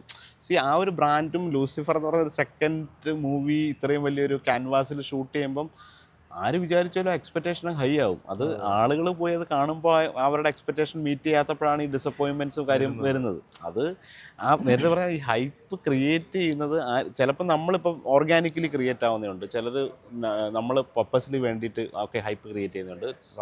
ചിലത് ഓർഗാനിക്കലി ഇങ്ങനെ ആളുകളുടെ മനസ്സിൽ വലിയൊരു ആഗ്രഹം. ഇപ്പോൾ ആദ്യമായിട്ട് എന്നെക്കുറിച്ച് കുറേ സോഷ്യൽ മീഡിയയിൽ കണ്ടോ കേട്ടോ ഒരാൾ വരുമ്പോൾ അയാൾക്കൊരു മിനിമം എക്സ്പെക്റ്റേഷൻ ഉണ്ടാവും, ഇതെന്തോ വലിയ സംഭവമാണ്. പക്ഷേ എൻഡ് ഓഫ് ദി ഡേ എന്താണ്, നമ്മൾ സാധാരണ അതൊരു വലിയ പോയിന്റ് ആണ് ഷെഫ് പറഞ്ഞത്, ശരിയാ. അപ്പൊ അങ്ങനെയൊക്കെ അത് ഇതിന്റെ പാർട്ട് ആൻഡ് പാഴ്സലാണ് ഇത്. പക്ഷേ എൻ്റെ പേഴ്സണൽ എനിക്ക് തന്നെ അറിയാവുന്ന, ഞാൻ എപ്പോഴും എല്ലാവരോടും ആക്റ്റീവായിട്ട് സോഷ്യൽ മീഡിയയിൽ ഉണ്ടായിട്ട് ഈ ഒരാൾക്കൊരു മോശം വന്നാൽ അവരെ സ്പോട്ടിൽ എനിക്ക് മെസ്സേജ് അയക്കും.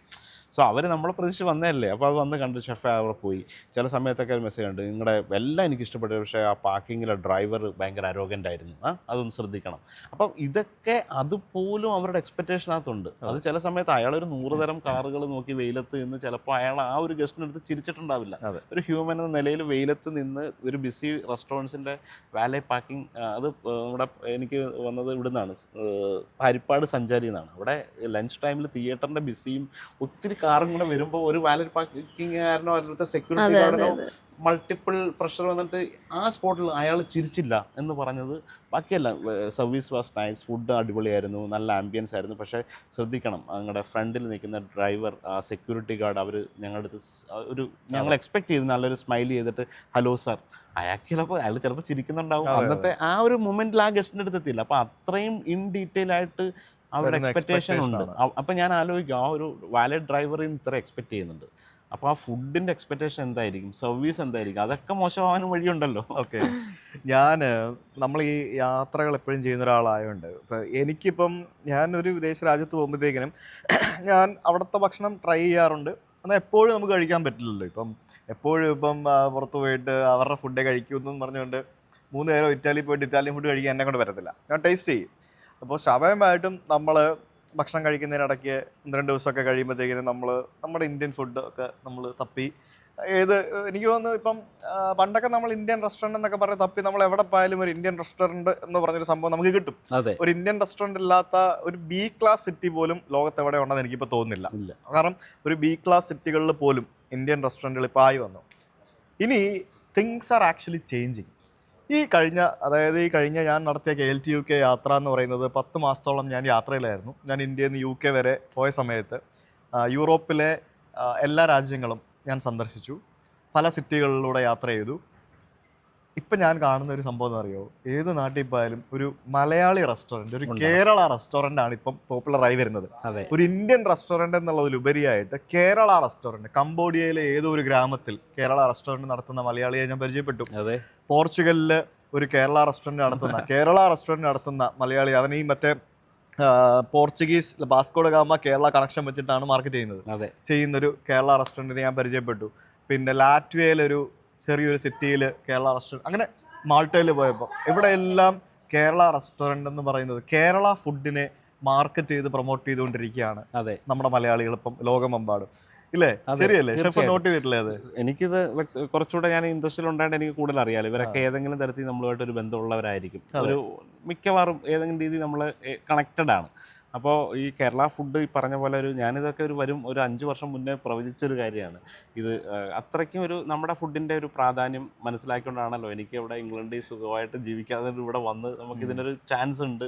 അപ്പോൾ ഇത് കൂടുതൽ പ്രൊമോട്ട് ചെയ്ത് കഴിഞ്ഞാൽ ലോകം മുഴുവൻ എത്തും. അത്രയ്ക്കൊരു രുചികരമായ ഒരു ഭക്ഷണമാണ്. ഓക്കെ, ക്വാളിറ്റിയുടെ കാര്യത്തിൽ പലർക്കും പല അഭിപ്രായങ്ങളുണ്ട്. കുക്കിംഗ് മെത്തേഡിൻ്റെ കാര്യത്തിൽ, ഹെൽത്തി വേർഷൻ്റെ കാര്യത്തിലൊക്കെ നമ്മുടെ ഫുഡിനുണ്ടെങ്കിലും ഇത്രയും നമ്മുടെ സ്പൈസസും കാര്യങ്ങളൊക്കെ യൂസ് ചെയ്ത് രുചി എന്ന് പറയുമ്പോൾ ഒരു ടേസ്റ്റാണ് മെയിൻ എന്ന് പറഞ്ഞാൽ നമ്മുടെ ഭക്ഷണത്തിനെ കവച്ച് വയ്ക്കാനൊന്നും പറ്റില്ല. കാരണം അതൊരു സീ ഫുഡ് ആയിക്കോട്ടെ, മീറ്റ് ആയിക്കോട്ടെ, ഈവൻ വെജ് ആയിക്കോട്ടെ, അത്രയും ഡിഫറെൻ്റ് ആയിട്ടുള്ള ഒരു ഫ്ലേവറായിട്ട് നമ്മുടെ ഈ ഭക്ഷണം പോകുമ്പോൾ എല്ലാ ചോയ്സിലും ഇത്രയും ഈ ചെറിയൊരു സംസ്ഥാനത്ത്, ഇന്ത്യയിലെ ഏറ്റവും ചെറിയൊരു സംസ്ഥാനം എന്ന് പറയുന്ന ഈ ഒരു സ്ഥലത്തു നിന്ന് ഉള്ള ഒരു ഭക്ഷണത്തിന് അത്രയും പ്രാധാന്യമുണ്ട്. അത് ഇനി വരും നാളുകളിൽ അത് കൂടുതൽ എക്സ്പ്ലോർ ചെയ്ത് കഴിഞ്ഞാൽ ഇത് വീണ്ടും സൂപ്പർ പോപ്പുലറായിട്ട് മാറും. ഒരു പക്ഷേ ഇപ്പോൾ ഒരു ലോകത്ത് ഇപ്പം ജപ്പാനീസ് ഫുഡ് ഭയങ്കര സൂപ്പർ പ്രീമിയമായിട്ട് സൂപ്പർ എക്സ്പെൻസീവായിട്ട് പോകുന്ന ഒരു സാധനമാണ്. പണ്ടത് ഫ്രഞ്ചായിരുന്നു. ഫ്രഞ്ചിനെ അത് ജപ്പാൻകാർ മാറ്റിമറിച്ചു. ഏറ്റവും എക്സ്പെൻസീവ് ഫുഡ് വെച്ചാൽ ഏറ്റവും most expensive restaurant French restaurants ആണ്. അവരുടെ ഒരു സാധാരണ റെസ്റ്റോറൻറ്റ് ഒരു $30 ആണെങ്കിൽ അവരുടെ $70 ആയിരിക്കും ഒരു ക്വാളിറ്റി റെസ്റ്റോറൻറ്റിലെ ഒരാളുടെ പെർ പേഴ്സൺ. അത് ജപ്പാൻ വന്ന് ലാസ്റ്റ് 10 years കൊണ്ട് ബീറ്റ് ചെയ്ത് നിങ്ങൾ നോക്കിക്കോളൂ. ഏറ്റവും മോസ്റ്റ് എക്സ്പെൻസീവ് റെസ്റ്റോറൻറ്റ്സ് ഇപ്പം ജപ്പാനീസ് ക്യൂസിനായി. അതെ, അപ്പോൾ അത് അതിനെക്കുറിച്ച് മനസ്സിലായി. അതേപോലെ ഇന്ത്യൻ ഫുഡ് എപ്പോഴും എല്ലാവർക്കും വേണം. പക്ഷെ അവരൊരിക്കലും അതൊരു എക്സ്പെൻസീവ് ഫുഡല്ല എന്നുള്ള രീതിയിൽ അവരുടെ ഒരു മൈൻഡ് സെറ്റ് ഉണ്ട്. ഇപ്പോൾ യൂറോപ്പിലൊക്കെ ഇതൊരു ബട്ടർ ചിക്കൻ കറി റെസ്റ്റോറൻറ്റ് £10 പോയി കഴിക്കാം. പക്ഷേ ആക്ച്വലി ഒരു ഫ്രഞ്ച് റെസ്റ്റോറൻറ്റിലോ ഫ്രഞ്ച് ക്യൂസിനേക്കാട്ടിൽ കൂടുതൽ ഇൻഗ്രീഡിയൻറ്റ്, കൂടുതൽ കുക്കിംഗ് ടൈം, ഏറ്റവും സ്കിൽഡ് ഷെഫ് ഉണ്ടാക്കിയാൽ മാത്രമാവും. അപ്പോൾ ഇതിൻ്റെ വാല്യൂവിന് കൂടും, ആളുകൾക്ക് മനസ്സിലായി ഇത് നോട്ട് ഈസി. അതുകൊണ്ട് ഇപ്പം ഞാൻ ഈ പറഞ്ഞ പല സ്ഥലത്തും മലയാളി റെസ്റ്റോറൻറ്റ് കണ്ടുവെന്നുണ്ടെങ്കിലും ഇവരൊക്കെ റെസ്റ്റോറൻറ്റ് പ്രീമിയം പ്രൈസിലാണ് വെച്ചിരിക്കുന്നത്. അതെ, അതായത് ഷെഫ് പിള്ളയുടെ റെസ്റ്റോറൻറ്റിനെക്കാട്ടി പ്രൈസിലാണ് ഇവരൊക്കെ വെച്ചിരിക്കുന്നത്. ഞാൻ അങ്ങനെ പറഞ്ഞത് ഷെഫ് പിള്ള അവിടെ തുടങ്ങിയാൽ അവിടെ വെക്കുന്നതിലും പ്രൈസിൽ കൂട്ടിയാണ് അവർ വെച്ചിരിക്കുന്നത്. അതെ. ആൻഡ് അതിന്റെ മെയിൻ റീസൺ അവർ ടാർഗറ്റ് ചെയ്യുന്നത് അവിടുത്തെ ലോക്കൽസ് ആയിട്ടുള്ള ആളുകളെ, മലയാളി ഓഡിയൻസിനെ എല്ലാവർക്കും അത് മനസ്സിലായി. അതിപ്പോൾ എല്ലാവരും എൻ്റെ അടുത്ത് പറയും, ഇപ്പം യൂറോപ്പിലോ അമേരിക്കയിലൊക്കെ ഉള്ള റെസ്റ്റോറൻറ്റ് തുടങ്ങി, പ്രത്യേകിച്ച് ലാസ്റ്റ് 5 years ആണ് ഈ ഒരു മേഖലയിലേക്ക് വലിയൊരു റെസ്റ്റോറൻറ്റ്സ് ഇൻഡസ്ട്രിയിലിട്ട് ഒരുപാട് ആൾക്കാർ വന്നു. അപ്പോൾ ഇതൊരു പെട്ടെന്ന് സെറ്റ് ചെയ്യാൻ പറ്റുന്നൊരു ബിസിനസ്സായി, ഭയങ്കര ഫാഷനാണ്.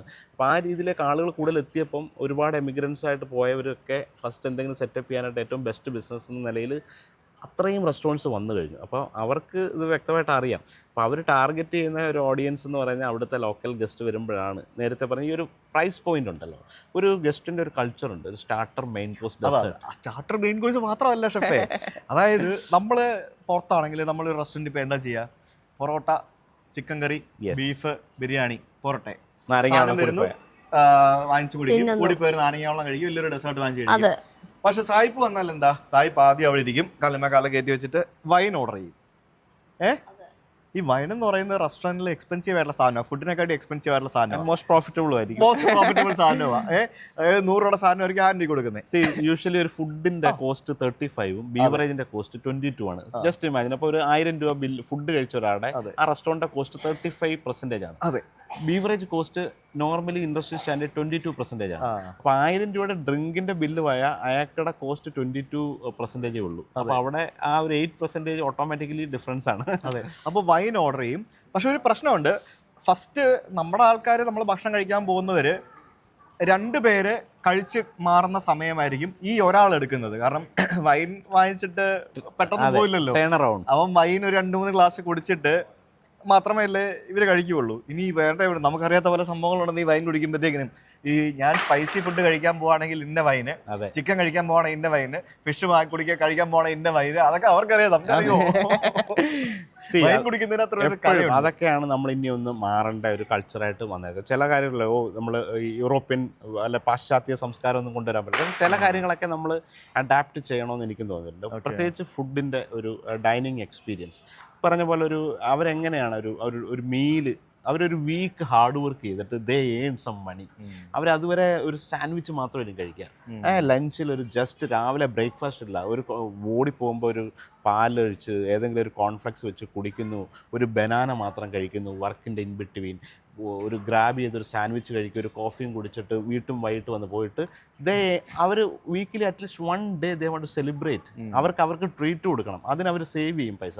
ദേ go for a good restaurant. ആ ആഴ്ചയിലത്തെ മൊത്തം, ആ വീക്കിലെ മൊത്തം പ്രഷർ മാറ്റി ഒരു വീക്കെൻഡിൽ ഒരു റെസ്റ്റോറൻറ്റിൽ ടേബിൾ ബുക്ക് ചെയ്ത് ഇഷ്ടപ്പെട്ട വൈൻ അയച്ച്, ഫ്രണ്ട് ആവാം, അല്ലെ പാർട്ട്ണർ ആവാം, അല്ലെങ്കിൽ ആരൊക്കെയോ ആയിക്കോട്ടെ, 2 പേരോ 3 പേരോ ചേർന്ന് എല്ലാവരും അവർ വന്നിട്ട് കഴിക്കുന്ന ഓർഡറിൻ്റെ ഒരു പാറ്റേൺ ഉണ്ട്. ദേ ഓർഡർ എ വൈൻ, എന്നിട്ട് ഇഷ്ടപ്പെട്ട ഒരു സ്റ്റാർട്ടർ, അത് കഴിഞ്ഞ് നല്ലൊരു മെയിൻ കോഴ്സ്, അതിൻ്റെ കൂടെ ഒരു ബ്രെഡ്, അതിൻ്റെ കൂടെ അത് കഴിഞ്ഞിട്ടൊരു ഡെസേർട്ട്, ഒരു 3 course മിനിമം കറക്റ്റായിട്ട് ഫില്ല് ചെയ്ത് കഴിച്ച് ഒരു കോഫിയൊക്കെ കുടിച്ച് ഒരു 3 hours സ്പെൻഡ് ചെയ്ത് ആ ആഴ്ചയിലെ കംപ്ലീറ്റ് മാനസികമായിട്ടുള്ള എല്ലാ പ്രഷറും ആ 2 days കഴിഞ്ഞിട്ട് വീണ്ടും ഒരു വർക്കിൽ പോകും. ഇവിടെ നമ്മൾ എന്നും ഒന്നും ഇങ്ങനെ അങ്ങ് പോവാണ്, ചിലപ്പോൾ ഏതെങ്കിലും ഒരു ഇത്. അപ്പോൾ അതൊക്കെ ഒരു വർക്കിംഗ് ക്ലാസ് ആണല്ലോ ഇപ്പോൾ. എല്ലാവരും ജോലി ചെയ്താലേ ജീവിക്കാൻ പറ്റുന്ന അവസ്ഥ. മറ്റത് പണ്ടത്തെ പോലെ ഭർത്താവ് മാത്രം ജോലി ചെയ്ത് ഭാര്യയെ വീട്ടിൽ ഇപ്പം 2 പേരും അവരുടേതായ രീതിയിൽ എന്തെങ്കിലുമൊക്കെ എൻഗേജ് ചെയ്തിട്ടാണ് ഇപ്പോൾ ഫാമിലി ബെറ്റർ ലൈഫിലേക്ക് പോവുക. ബിസിനസ് അല്ലാതെ ജോലി ചെയ്യുന്ന ആൾക്കാർ.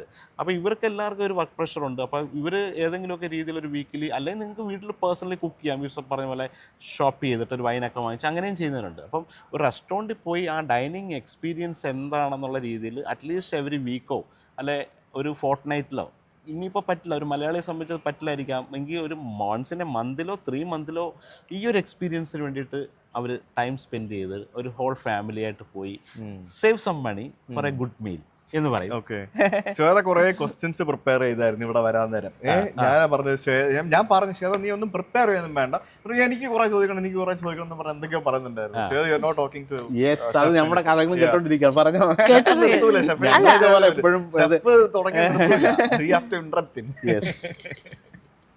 അല്ല, ഞാൻ നേരത്തെ ചോദിച്ച ക്വസ്റ്റ്യൻ ഷെഫിന്, അതിൽ നിന്ന് ഷെഫിനിപ്പോൾ ജീവിതത്തിൽ തന്നെ ആ ഒരു കോമ്പറ്റീഷനിൽ നിന്ന് ഷെഫ് കുറേ പഠിച്ചിട്ടുണ്ടാവും.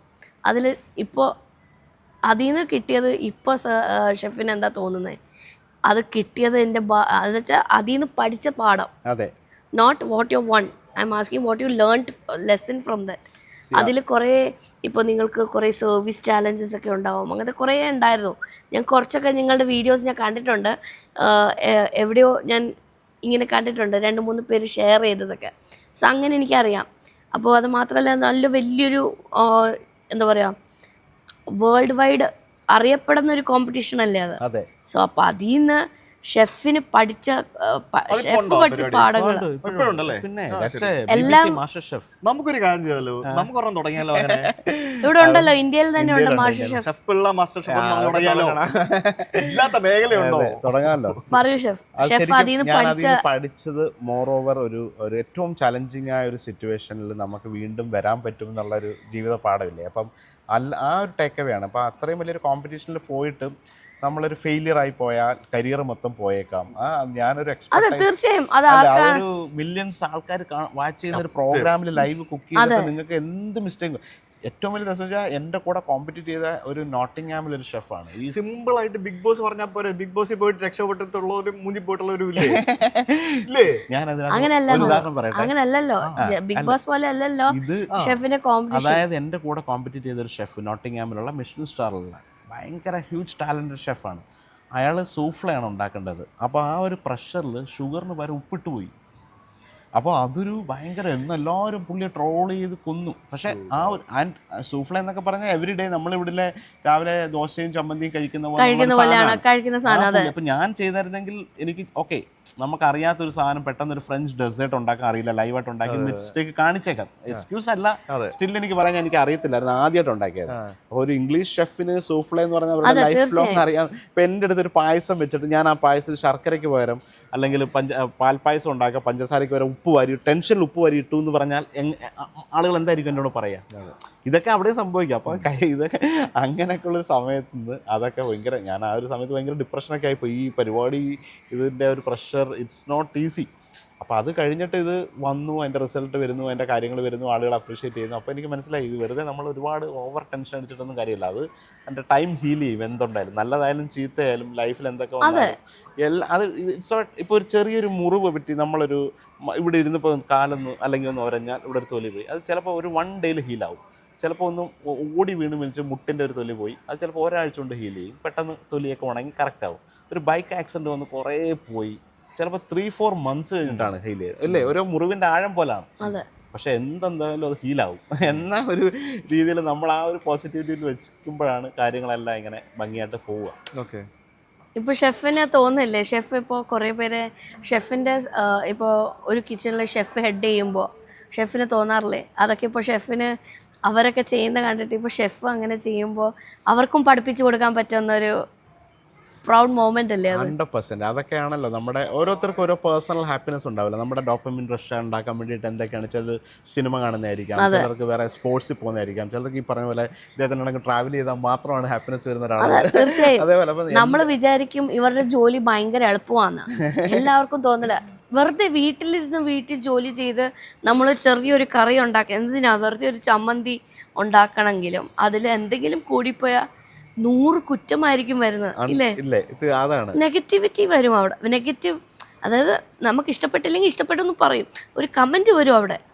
അത് വരാതെ നമ്മൾ എത്ര അവരുടെ ജോലി. അപ്പോൾ ആ ഒരു പ്രഷറിൽ പുറത്ത് വന്ന് ഐ എം വെരി ഹാപ്പി. എനിക്ക് ഭയങ്കര ഇഷ്ടമുള്ളൊരു മേഖലയാണ്, അതെനിക്ക് പറ്റൂല. അതുകൊണ്ടാണ് ഞാൻ അതിന് എനിക്ക് പേടിയുള്ളൊരു കാര്യം വേറെ ഇല്ല.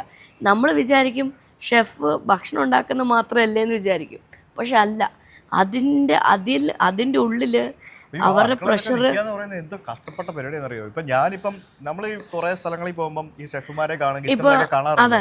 ശരിക്കും പറഞ്ഞാൽ ഉണ്ടല്ലോ, ഭക്ഷണം കഴിക്കുന്ന സ്ഥലത്തല്ല AC വേണ്ടത്, അടുക്കളയിലെ AC വേണ്ടെന്ന് പറയുന്ന ഒരാളാണ് ഞാനത് എൻ്റെയൊക്കെ ഒരു ടൈമിൽ ഇപ്പം ഞാൻ എൻ്റെ കൂടെയുള്ള കുട്ടികളടുത്തൊക്കെ പറയുമ്പോൾ ഞാൻ ജോലി ചെയ്തൊരു ടൈം വളരെ വ്യത്യസ്തമായിട്ട് ഇത്രയും ഇൻഫ്രാസ്ട്രക്ചറോ അല്ലെങ്കിൽ ഇങ്ങനൊരു അപ്രിസിയേഷനോ ഒന്നും ഇല്ലാത്തൊരു കാലഘട്ടത്തിലാണ് ഷെഫായിട്ട് വന്നത്. അപ്പോൾ അന്ന് ഞാൻ ഇംഗ്ലണ്ടിൽ പോയ സമയത്ത് അവിടെ 80 hours എ വീക്ക്. അവിടെ 40 മണിക്കൂർ ജോലി ചെയ്ത സ്ട്രെസ് റിലേറ്റഡ് ഇൽനെസ് എന്ന് പറയുന്ന ഒരു സമയത്താണ് നമ്മളിത് ചെയ്യുന്നത്. അപ്പോൾ നമുക്കിതൊന്നും അറിയില്ല. നമ്മുടെ മുമ്പിൽ 6 ദിവസം 7 ദിവസം ജോലി ചെയ്യാൻ റെഡി ആയിട്ട് രാവിലെ അങ്ങനെ ട്രെയിൻഡ് ആണ് ഇവിടെ. രാവിലെ കയറിയാൽ എപ്പോഴാണോ ക്ലോസ് അതാണ് ക്ലോസ്. ഇടയ്ക്ക് ബ്രേക്ക് കിട്ടിയാൽ കിട്ടിയില്ലെങ്കിൽ അപ്പോൾ ആ രീതിയിൽ വർക്ക് ചെയ്തിട്ട് അവിടെ പോയി നമ്മളത് ചെയ്യുന്ന സമയത്ത് ഞാൻ ആദ്യം വർക്ക് ചെയ്ത വീരസ്വാമി റെസ്റ്റോറൻറ്റിൽ 8 ഷെഫുമാരാണ്. കാരണം ഇറ്റ്സ് എക്സ്പെൻസീവ് ആണ്. ഒരാളെ കൊണ്ടുപോയി ഒരു ഷെഫിനെ ഹയർ ചെയ്ത് അവിടുത്തെ ഒരു പേറോളിലാക്കിയിട്ട് ഇത് പറഞ്ഞ പോലെ ഇപ്പോൾ ഇന്ത്യയിൽ അത് 20 ഷെഫുമാരെ വെക്കാം, അതേ കിച്ചൺ, അതേ ഫുഡ്, അതേ കസ്റ്റമർ. അവിടെ ഒരു 150 ഗസ്റ്റ് വരുമ്പോൾ ബാക്ക് ടു ബാക്ക് ഓർഡേഴ്സ് അടിക്കാൻ 8 പേര്. അപ്പോൾ ആ 8 പേരുടെ വർക്ക് ലോഡ് ഭയങ്കര കൂടുതലാണ്. ഇപ്പോൾ ഒരു ട്രെയിനിങ് ഇല്ല, കൂടെ ബുച്ചർ ചെയ്യാൻ ആളില്ല, കട്ട് ചെയ്യേണ്ടത് നമ്മൾ ചെയ്യണം. ഇതെല്ലാം ചെയ്തിട്ട് സ്വന്തമായിട്ട് തന്നെ പിക്കപ്പ് ചെയ്തിട്ട് ആ 8 പേരുടെ അതേ സംഭവം ഇവിടെ 20 പേരുടെ അടുത്തൊക്കെ ചെയ്യുമ്പോൾ ഞാൻ അടുത്ത് പറയും, നിങ്ങൾ നാളെ എപ്പോഴെങ്കിലും ഒരു ഫോറിൻ കൺട്രിയിലൊക്കെ പോയാൽ ഇതൊന്നും എക്സ്പെക്ട് ചെയ്യാൻ പാടില്ല, അല്ലെങ്കിൽ ഇതൊന്നും നിങ്ങൾക്ക് അവിടെ ട്രെയിനിങ് ഉണ്ടാവില്ല. അപ്പോൾ അത് ആ ഒരു രീതിയിൽ നമ്മൾ അവരെ മോട്ടിവേറ്റ് ചെയ്യും, അല്ലെങ്കിൽ ആ ഒരു രീതിയിലിട്ട് ഇറ്റ്സ് മച്ച് ബെറ്റർ. വേറെ സംഭവമുണ്ട്. ഞാൻ പറഞ്ഞില്ലേ യാത്രകൾ, കുറേ റെസ്റ്റോറൻറ്റുകൾ മലയാളികളൊക്കെ പരിചയപ്പെട്ട സമയത്തൊക്കെ, അപ്പോൾ ഇതിൽ 2-3 സ്ഥലങ്ങളിൽ ഞാൻ കേട്ട കാര്യമാണ്.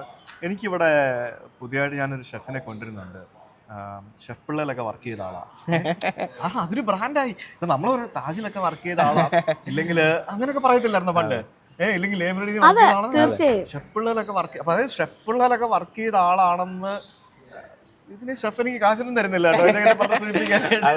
എനിക്കറിയാം എത്രയോ പേര് നമ്മുടെ എനിക്കറിയാം. അത് ഞാൻ ഷെഫിന് കുറെ കാര്യങ്ങൾ എനിക്ക് ഓർമ്മയുണ്ട്.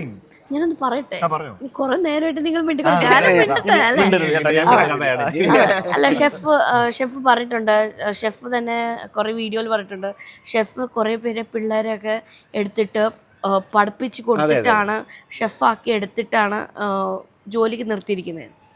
അപ്പോൾ ഇതിപ്പോൾ അങ്ങനെ കേൾക്കുമ്പോൾ തന്നെ ഒരു വലിയൊരു കാര്യമല്ലേ. ഇപ്പോൾ ഷെഫ് പഠിച്ച ഒരു കാര്യം അവർക്ക് പഠിപ്പിച്ചു കൊടുക്കുമ്പോൾ വലിയൊരു സംഭവമല്ലേ. തീർച്ചയായിട്ടും നമ്മുടെ ഒരു നോളജ് ഷെയറിങ് ഞാനിത് തന്നെ അത് മാത്രമല്ല ഇവരുടെ ജോലി എന്ന് വെച്ചാൽ ഇവർ രാവിലെ നമ്മൾ ഭക്ഷണം കഴിക്കുന്നത് ബ്രേക്ക്ഫാസ്റ്റ്, ലഞ്ച്, ഡിന്നർ. പക്ഷെ ആ ബ്രേക്ക്ഫാസ്റ്റ്, ലഞ്ച്, ഡിന്നർ ഉണ്ടാക്കുമ്പോൾ we are getting a gap. പക്ഷെ ഇവർ once they get in the kitchen, ബ്രേക്ക്ഫാസ്റ്റിനുള്ള ഷൂ എന്ന് തീർത്തിട്ട് അതെ തുടങ്ങുന്ന അതിനിടയ്ക്ക് ബ്രേക്ക് കിട്ടില്ല, അതിനിടയ്ക്ക് കഴിക്കാൻ കിട്ടി അല്ലേ. തീർച്ചയായിട്ടും അത് കഴിഞ്ഞിട്ട് ഷടയെന്ന് ഉച്ചക്കത്തെ ലഞ്ചിട്ടൊക്കെ ഒരു പരിപാടി. വേറെ സത്യം എന്ന് വെച്ചാൽ ഈ കിച്ചണിൽ സ്ഥിരമായിട്ട് ജോലി ചെയ്യുന്നവർക്കുണ്ടല്ലോ, നമ്മളൊരു കുറേ നേരം അടുക്കളയിൽ വർക്ക് ചെയ്യുന്ന സമയത്ത് നമുക്ക് പിന്നെ രുചി എന്ന് പറയുന്ന സാധനം വരില്ല. അപ്പോൾ ആ ഫുഡിൻ്റെ സ്മെല്ല് കാര്യങ്ങൾ എന്നിട്ട് പിന്നെ നമുക്ക് ആ ഒരു കിച്ചണിൽ നിന്ന് കഴിക്കാനുള്ള എത്ര രുചികരമായ ഭക്ഷണമാണെങ്കിൽ പോലും ആ ഒരു 8 hours ഒക്കെ വർക്ക് ചെയ്ത് കഴിയുമ്പം നമ്മുടെ ഉമിനീരിന് പോലും വേറൊരു തരം രുചി. അപ്പോൾ പിന്നെ വെള്ളം കുടിക്കുക അല്ല അങ്ങനെ ഒരു dehydrated, it's like a busy റെസ്റ്റോറൻറ്റിൻ്റെ ആ ഒരു പീക്ക് അവേഴ്സ് 7 to ഒരു ഡിന്നർ സെഷൻ 7 to ഒരു 10 o'clock എന്ന് പറയുന്ന ടൈമിൽ മൾട്ടിപ്പിൾ ഓർഡേഴ്സ് വരുന്നു, പല ഷൗട്ടിങ് കാര്യങ്ങൾ, ആ ഒരു പ്രഷർ തീരും, മിസ്സംബ്ലേഴ്സ് തീരും. അതിങ്ങനെ അറിയാലോ, ഒരു കണ്ടിട്ടുണ്ടല്ലോ. അപ്പോൾ അത് കഴിയുമ്പോൾ നമുക്ക് ആ ഒരു വിശപ്പിനേക്കാളും വേറെ എന്തോ ഒരു എനിക്കറിയത്തില്ല എങ്ങനെ വർണ്ണിക്കണം. അപ്പൊ അവർക്ക് എങ്ങനെയെങ്കിലും വേറെ എന്തെങ്കിലും ഒരു സാധനം ഔട്ട് ഓഫ് ദ കിച്ചണിലോ ആ മെനുവിലില്ലാത്ത എന്തെങ്കിലും ഒരു സാധനം കഴിക്കാം. വീട്ടിൽ 10 സവാള അരിഞ്ഞു കഴിഞ്ഞാൽ നമ്മുടെ ദേഹത്ത് 2 ദിവസം സവാള മണം. അതെ ഇല്ലേ. അപ്പൊ പിന്നെ സ്ഥിരം അടുക്കള നിൽക്കുന്ന നമ്മൾ അന്ന് മലപ്പുറത്ത് നമ്മൾ ഏതോ റെസ്റ്റോറന്റിൽ മലപ്പുറത്ത് ഒരു വലിയ ഇതിന്റെ അമ്മോ അവർക്ക് സ്വന്തമായിട്ട് മറ്റേ ബുച്ചർ എല്ലാ പരിപാടി കണ്ട് ഞെട്ടിപ്പോയി. അവരുടെ അടുക്കള പോയപ്പോ എന്താണെന്നറിയോ, അതായത് ഒരു വെയർ ഹൗസിൽ ആൾക്കാർ പണിയെടുക്കുന്ന എത്ര ആളുകൾ അവിടെ വന്ന് പണിയെടുക്കുന്നത് വെരി എന്താ പറയുക ചെയ്തിട്ടുണ്ട്. നല്ല എക്സോസ്റ്റും AC ഒക്കെ വെച്ചിട്ട് പോലും എത്ര ആൾക്കാരാ വർക്ക് ചെയ്യുന്നത്. ഞാൻ മാത്രല്ല നമ്മള് പുറത്ത് കഴിക്കാൻ അത്രയും സീറ്റിംഗ് അല്ല. ഓർമ്മയുണ്ടോ, നമ്മളൊരു പ്രാവശ്യം എവിടെയാന്ന് എനിക്ക് ഓർമ്മയില്ല, നമ്മളൊരു ഷൂട്ടിങ്ങിന് പോയത് ഫുൾ ടൈം ഞങ്ങൾ കിച്ചണിലായിരുന്നു. അവർ കഴിക്കാൻ കുറെ സാധനങ്ങളൊക്കെ കൊണ്ട് ഞങ്ങളുടെ മുമ്പിൽ വെച്ചു. പക്ഷെ അതൊക്കെ കൂടെ ഷെഫ് അത് പറയുന്നത് ഞങ്ങൾ വെറുതെ ഷൂട്ട് ചെയ്യാൻ പോയതാ, ഞങ്ങൾ ഭക്ഷണം ഉണ്ടാക്കാൻ പോയതല്ല, ഞങ്ങൾക്ക് കഴിക്കാൻ പറ്റിയില്ല. അതാണ് അതൊക്കെ കുറെ കാര്യങ്ങള് എനിക്ക് പേഴ്സണലി എനിക്ക് ഭയങ്കര ഇഷ്ടമുള്ളൊരു കാര്യമാണ്. ഓരോരുത്തരിങ്ങനെ ചെയ്യുന്ന കാണുമ്പോൾ സ്പെഷ്യലി ഷെഫുമാർ ഉണ്ടാക്കുന്ന ഫുഡ് എനിക്ക് ഭയങ്കര പ്രൗഡ് ഫീലിംഗ് ആണ്. ഞാൻ പൊതുവെ അങ്ങനത്തെ ഒരാളാണ്. എനിക്ക് ഭയങ്കര കുക്കിങ്ങിനോട് ഇഷ്ടമാണെങ്കിലും ഞാൻ കുറേ ഇപ്പോൾ നമ്മൾ നോൺ വെജ് ആണെങ്കിലും ഞാൻ ട്രൈ ചെയ്ത് കൊടുക്കും. ഞാൻ ഉണ്ടാക്കി കഴിക്കത്തില്ല. ഫിഷും ചിക്കനും ഉണ്ടാക്കി തരും, പക്ഷേ ടേസ്റ്റ് ചെയ്ത് ഞാൻ അങ്ങനെയാണോ ഉണ്ടാക്കി കൊടുക്കാറ്. ഞാൻ എന്നെ ഇതാക്കുമല്ല. കുറെ ആൾക്കാരുണ്ട് പിന്നെ എനിക്കറിയാം വെജിറ്റേറിയൻസ് ഉപ്പ് പോലും നോക്കാണ്ട് കറക്റ്റായിട്ട് ചിക്കൻ കറിയൊക്കെ ഉണ്ടാക്കും. കാരണം നമ്മുടെ അമ്പലങ്ങളിൽ നിവേദ്യം ഉണ്ടാക്കത്തില്ലേ, രുചിച്ചു നോക്കാൻ പറ്റുമോ? അത് പോയി കഴിയുന്നവരെ അതെ എന്ത് അടിപൊളിയായിട്ട് പായസ സംഭവം ഉണ്ടാക്കുന്നത്. അതൊക്കെയാണ് ഈ കൂട്ടെന്ന് പറയുന്നത് അല്ലേ. അതിനെയാണ് നമ്മളിപ്പോ ഈ കൈപുണ്യം എന്ന് പറഞ്ഞൊരു ഒരു തെറ്റിദ്ധാരണയാണ്. അത് ചെയ്ത് എക്സ്പെർട്ടൈസ് ആയാൽ ഒരു കടുകിട മാറില്ല. അപ്പൊ നമ്മളിപ്പോ ആളുകൾ വ്യത്യാസം ഇവർക്ക് ഭയങ്കര കൈപുണ്യം ഉണ്ടെന്ന് പറഞ്ഞ ബ്രാൻഡ് ചെയ്യുന്നതാണ്. അല്ല, അത് പ്രാക്ടീസാണ്. അപ്പൊ ഒരു പ്രാക്ടീസ്, കൈപുണ്യം പേപ്പറിലാക്കി കഴിഞ്ഞ സിസ്റ്റം ആയില്ലേ. അതെ, അതാണ് ആ മെത്തേഡ് നിങ്ങൾ ഫോളോ ചെയ്യാണ്. അവർക്ക് ആ സ്മെല്ല്, ഇത്ര ഈൽഡ് കാണുമ്പോൾ അറിയാം ഇത് 8 ലിറ്ററാണ്. അത് 8.5 ലിറ്റർ ആയിരുന്നെങ്കിൽ ഉപ്പ് കൃത്യമായിട്ട് ഇട്ട് കഴിഞ്ഞാൽ മാറില്ലേ. അപ്പോൾ അതാണ് ഇപ്പൊ നിങ്ങളിപ്പോൾ ഉണ്ടാക്കുന്ന വീട്ടിലുണ്ടാക്കുന്ന മീൻകറി 1 ലിറ്റർ സോസ് ആണ് വരേണ്ടത്. നിങ്ങൾക്ക് അളവൊന്നും അറിയില്ല. നിങ്ങളുടെ ചട്ടി ചിലപ്പം 2 ലിറ്റർ ഉണ്ടാക്കുന്നതായിരിക്കും. 1 കിലോ അയല വാങ്ങിച്ചുകൊണ്ട് വന്ന് നിങ്ങൾക്ക് മീൻകറി ഉണ്ടാക്കി തരികയാണ്. മീൻകറി 8 പേരുണ്ട്, എല്ലാവർക്കും 2 കഷ്ണം. നമ്മുടെ ഒരു കേരള സ്റ്റൈൽ അങ്ങനെയാണ്, 2 കഷ്ണം മീൻ വേണം, രാത്രിയിലത്തേക്കും 2 കഷ്ണം വേണം എന്ന രീതി കട്ട് ചെയ്ത് റെഡിയാക്കും. അപ്പോൾ ആ കലത്തിനകത്ത് 1 ലിറ്ററിന്റെ ഗ്രേവി ആയിരിക്കും, ഇത്രയും മീനായിരിക്കും. അപ്പോൾ അത് ഒരു 1/2 ലിറ്റർ വെള്ളം കൂടെ കൂടിയാൽ അതിന്റെ മൊത്തം അതങ്ങ് മാറിപ്പോകും. അതിൻ്റെ ആ ഇടുന്ന മുളക് പൊടിയൊക്കെ അവരുടെ സ്പൂൺ അളവ് കൃത്യമാണ്. അപ്പോൾ അത് ആദ്യമേ എങ്കിൽ എൻ്റെ ഗ്രേവി ഇന്ന് കൂടുന്നുണ്ട്, അതനുസരിച്ചിട്ട് ആ ഇടുന്ന മസാലപ്പൊടികളുടെ അളവും കൂടേണ്ടി വരും. അപ്പോൾ അതാണ് കൈപുണ്യം. അപ്പോൾ അതല്ലാതെ ആർക്കെങ്കിലും ഞാനിത് സ്ഥിരമായിട്ടുണ്ട്, അത് ആ പ്രാക്ടീസിൽ കൂടെ നേടിയെടുക്കുന്നതാണ്. ഞാൻ എല്ലായിടത്തും പറയുന്നത് അതൊരു മിത്താണ്. നിങ്ങൾക്ക് ആർക്ക് വേണമെങ്കിലും ബെസ്റ്റ് ഷെഫ് ആവാൻ പറ്റും. ഒന്നാമത് അതിനൊരു ഇൻട്രസ്റ്റ് ഉള്ളിൽ തോന്നണം, കുക്ക് ചെയ്യണം എന്നുള്ളത്. ഞാൻ അടുത്ത് ചോദിക്കാനിരിക്കുന്ന ചോദ്യങ്ങളുടെ ആൻസർ ചോദിക്കാതെ ഞാൻ ഇപ്പൊ ചോദിക്കാതിരുന്ന ചോദ്യമായിരുന്നു. അത് എനിക്കൊരു റിക്വസ്റ്റ് ഉണ്ട് ഷെഫ്. അല്ല, റിക്വസ്റ്റ് ഒരു ചോദ്യമാണ്. അല്ലല്ല, ഒരു മിനിറ്റ് ഇതുകൂടി ഞാൻ തീർക്കട്ടെ. ഇല്ലല്ല, തീർക്കട്ടെ. എനിക്ക് സമ്മതിക്കൂല, എനിക്ക് പറയട്ടെ. ഷെഫ് റിക്വസ്റ്റ് അല്ല, എൻ്റെ ചോദ്യമാണ്. സാർ ഇത് നമ്മുടെ ഷെഫ് എന്തുകൊണ്ടാണ് ഷെഫിന്റെ റീലുകൾ നിർത്തിയത്? ഞാൻ റീലുകൾ എൻ്റെ ഏറ്റവും ഇഷ്ടപ്പെട്ട ഒരു കാര്യം. ഷെഫിനൊരു കാര്യം അറിയോ? ഷെഫിന്റെ റീല് കാണുമ്പോൾ കഴിക്കാത്ത എനിക്ക് കൊതി വരും, അത് വേറെ കാര്യം. പക്ഷെ ഷെഫ് ഉണ്ടാക്കുന്ന കണ്ടിട്ടാണ് സത്യം പറഞ്ഞാൽ കുറച്ചൊക്കെ ഞാൻ ഷെഫിന്റെ വീഡിയോസും ഞാൻ കാണുമായിരുന്നു. അതേപോലെ തന്നെ ആ വീണ ചേച്ചി, ദുബായിലുള്ള വീണ ചേച്ചിയുടെ വീഡിയോസ്, അതാണ് ഞാൻ നോൺ വെജ് നോക്കി ഉണ്ടാക്കുന്നത്. അപ്പോൾ ഇങ്ങനെ ഉണ്ടാക്കി കൊടുക്കുന്നതും. ഷാൻജിയുടെയും കാണാറുണ്ട്. നിങ്ങൾ 3 പേരുടെയാണ് ഞാൻ കൂടുതലും കാണുന്നത് നോൺ വെജ് കേരള സ്റ്റൈൽ ഉണ്ടാക്കുമ്പോൾ. അപ്പോൾ അത് കാണാതെ ആവുമ്പോഴുണ്ടല്ലോ ഒരു വിഷമമാണ്. അത് നിങ്ങൾ ഓർക്കണം. നമസ്കാരം കൂട്ടുകാരെ കേൾക്കുമ്പോ ഒരു സന്തോഷമാണ്. സംസാരം മിസ് ചെയ്യുന്നു. അതെ, ഞാനത് ഇപ്പൊ ഒരു അതിന് പകരം എന്താ വരുന്നത്, ഞാൻ എന്റെ ബ്രാൻഡ് തുടങ്ങി, എന്റെ പുതിയ കുറച്ച് ഇതൊക്കെ കൂട്ട്. അതെ, തീർച്ചയായിട്ടും അത് കൂട്ടാനുള്ള എല്ലാവരും എൻ്റെ അടുത്ത് പറയാറുണ്ട്. ഞാനത് പക്ഷെ ഇതൊരു കമ്മിറ്റ്മെന്റ് ആണ് സുഹിത്തേട്ടാ. ഞാനൊരു കാര്യം വെച്ചാൽ ഞാനൊരു കാര്യം പറയട്ടെ ഷെഫിനോട്, ഐഡിയ ഞാൻ പറയട്ടെ. ഷെഫ് ബ്രേക്ക് എടുക്കത്തില്ലേ വീട്ടിൽ പോവാൻ? അന്നത്തെ ദിവസം ഒരാഴ്ച അവിടെ നിൽക്കുക, കുറെ വീഡിയോ അങ്ങ് എടുക്കുക. ഞാനപ്പോൾ അത് ആഗ്രഹിച്ചു. എനിക്ക് എൻ്റെതായ ഒരു എന്ന് വെച്ചാൽ ഞാൻ ഇതൊരു 3 വർഷം കൊണ്ട് ഒരാൾ ഇത്രയും കാലം ജോലി ചെയ്ത് ശമ്പളം വാങ്ങിച്ചുകൊണ്ടിരുന്ന ഒരു വ്യക്തി. ഞാനൊരു മില്യണയറൊന്നും അല്ല. ഒരു ലണ്ടനിൽ വർക്ക് ചെയ്യാണ്ട് നാട്ടിൽ വന്നു, അതിനുശേഷം ഇതാവുന്നു. അപ്പോൾ ഈ ഒരു 1000-1000-ഓളം പേര് ഇതിനോടൊപ്പം വരുമ്പം അവരുടെ ഒരു മന്ത്ലി ഇപ്പോൾ ഒരു 1.5 കോടി രൂപ എടുത്ത് മാസം സാലറി നമ്മൾ കണ്ടെത്തേണ്ട ഒരു ബിസിനസ്സിലേക്കാണ് എത്തിയിരിക്കുന്നത്. സോ അത് ആ ഒരു സ്റ്റേജാണ്. ഇതൊരു 3rd ഇയർ എന്ന് പറഞ്ഞ ഒരു വളരെ ക്രൂഷ്യലായ ഒരു ബിസിനസിന്റെ ഒരു 3rd ഇയർ എന്ന് പറഞ്ഞാൽ ഷെഫ് ബ്രേക്ക് എടുക്കണ്ട. അപ്പൊ ഇതൊന്ന് ആ ഒരു സമയം ഒന്ന് കഴിയുമ്പോൾ നമ്മുടെ ഒരു ഫോക്കസ് അപ്പൊ വേറെ എല്ലോട്ട് മാറും. ഇപ്പൊ ഇത് കറക്റ്റ് ആയിട്ട് ഇത് സിമ്പിൾ. ഇപ്പൊ അടുക്കളയിൽ പോയിട്ട് ഷെഫിന്റെ ഒരു 10 മിനിറ്റ് ഒരു വീഡിയോ ചെയ്യാം. ഞാനത് അതല്ല, ഞാൻ എക്സ്ക്യൂസ് പറയല്ല, ചെയ്യും തീർച്ചയായിട്ടും. ഞാൻ നിങ്ങളുടെ ഇനി നേരത്തെ നമ്മൾ സംസാരിച്ചോണ്ടിരുന്ന കാര്യം, ആർക്കും ഒരു ഷെഫ് ആകാൻ പറ്റും എന്ന് ഷെഫ് പറഞ്ഞു. അതെ, പറ്റുമോ? അതായത് നമുക്ക് ഈ പറഞ്ഞ പോലെ ഒരു വാസനയൊക്കെ വേണോ? അങ്ങനെ എന്തെങ്കിലുമൊക്കെ ഉണ്ടോ? വാസന വേണം. അതൊരു നമ്മളിപ്പോൾ ഏതൊരു ഞാൻ ഇത്രയും ഒരു വർഷം ജോലി ചെയ്തുകൊണ്ട് എനിക്ക് മനസ്സിലാക്കേണ്ട ആർക്കും ഒരു ഷെഫ് ആവാൻ പറ്റുമെന്ന് വെച്ചാൽ അത് ഒരു ചോദ്യമാണ്. പക്ഷെ ഉള്ളിലൊരു വാസന ഉണ്ടായാൽ, ഒരു വാസന പാചകിക്കാൻ ആഗ്രഹം, പക്ഷെ എല്ലാം ചളവായിക്കോട്ടെ, വാസനയുള്ള ബെസ്റ്റ് ഷെഫ് ഒരു എക്സ്പീരിയൻസ് ഇല്ലാതെ എനി ഏജ് ലിമിറ്റിലുള്ള ആൾക്കാരെയൊക്കെ ഞാൻ എൻ്റെ ലൈഫിൽ കണ്ടു കഴിഞ്ഞു. സോ അത് ഒരു ഡാറ്റ പ്രൂവൺ സാധനമാണ്. നിങ്ങൾക്കുള്ളിലൊരു ആഗ്രഹം വേണം, കണ്ടിന്യൂസ് ആയിട്ട് ഇത് ഉണ്ടാക്കുക. അല്ല വൺ ഓഫ് ടൈമിൽ ഒരെണ്ണം ഉണ്ടാക്കി പോവല്ല. നിങ്ങൾക്ക് പാചകിക്കാൻ താല്പര്യമാണ്, ആരെങ്കിലും എനിക്ക് കുക്ക് ചെയ്ത് കൊടുക്കാൻ താല്പര്യം ഉണ്ടെന്ന് തോന്നിയിട്ട് ആ ഒരു മെത്തേഡ് മനസ്സിലാക്കി കഴിഞ്ഞാൽ they are the best chefs. മനസ്സിൽ വേണം, അല്ലാതെ നമുക്ക് ചെയ്യാൻ പറ്റില്ല. ഇതൊരു ഭയങ്കര ഇത് ഇത്ര ഈസിയുള്ള കാര്യമല്ല. നിങ്ങൾ പറഞ്ഞില്ലേ 4 ഉള്ളി ചെയ്താൽ മണം വരും, അതേപോലെ ഇത് പാത്രം കഴുകി എൻ്റെ ഇടയിലാക്കി വൃത്തിയാക്കി, ഇതൊക്കെ കുക്കിംഗ് എന്ന് പറഞ്ഞാൽ ഒരു അതുകൊണ്ടാണ് ഞാൻ പറഞ്ഞത് ഷെഫ്മാരെയൊക്കെ ഇത് റെസ്പെക്ട് ചെയ്യേണ്ടത്. ഷെഫ് മേഖലയിൽ ഒരു മെയിൽ ഡോമിനിസം ഉണ്ടോ? ഉണ്ട്.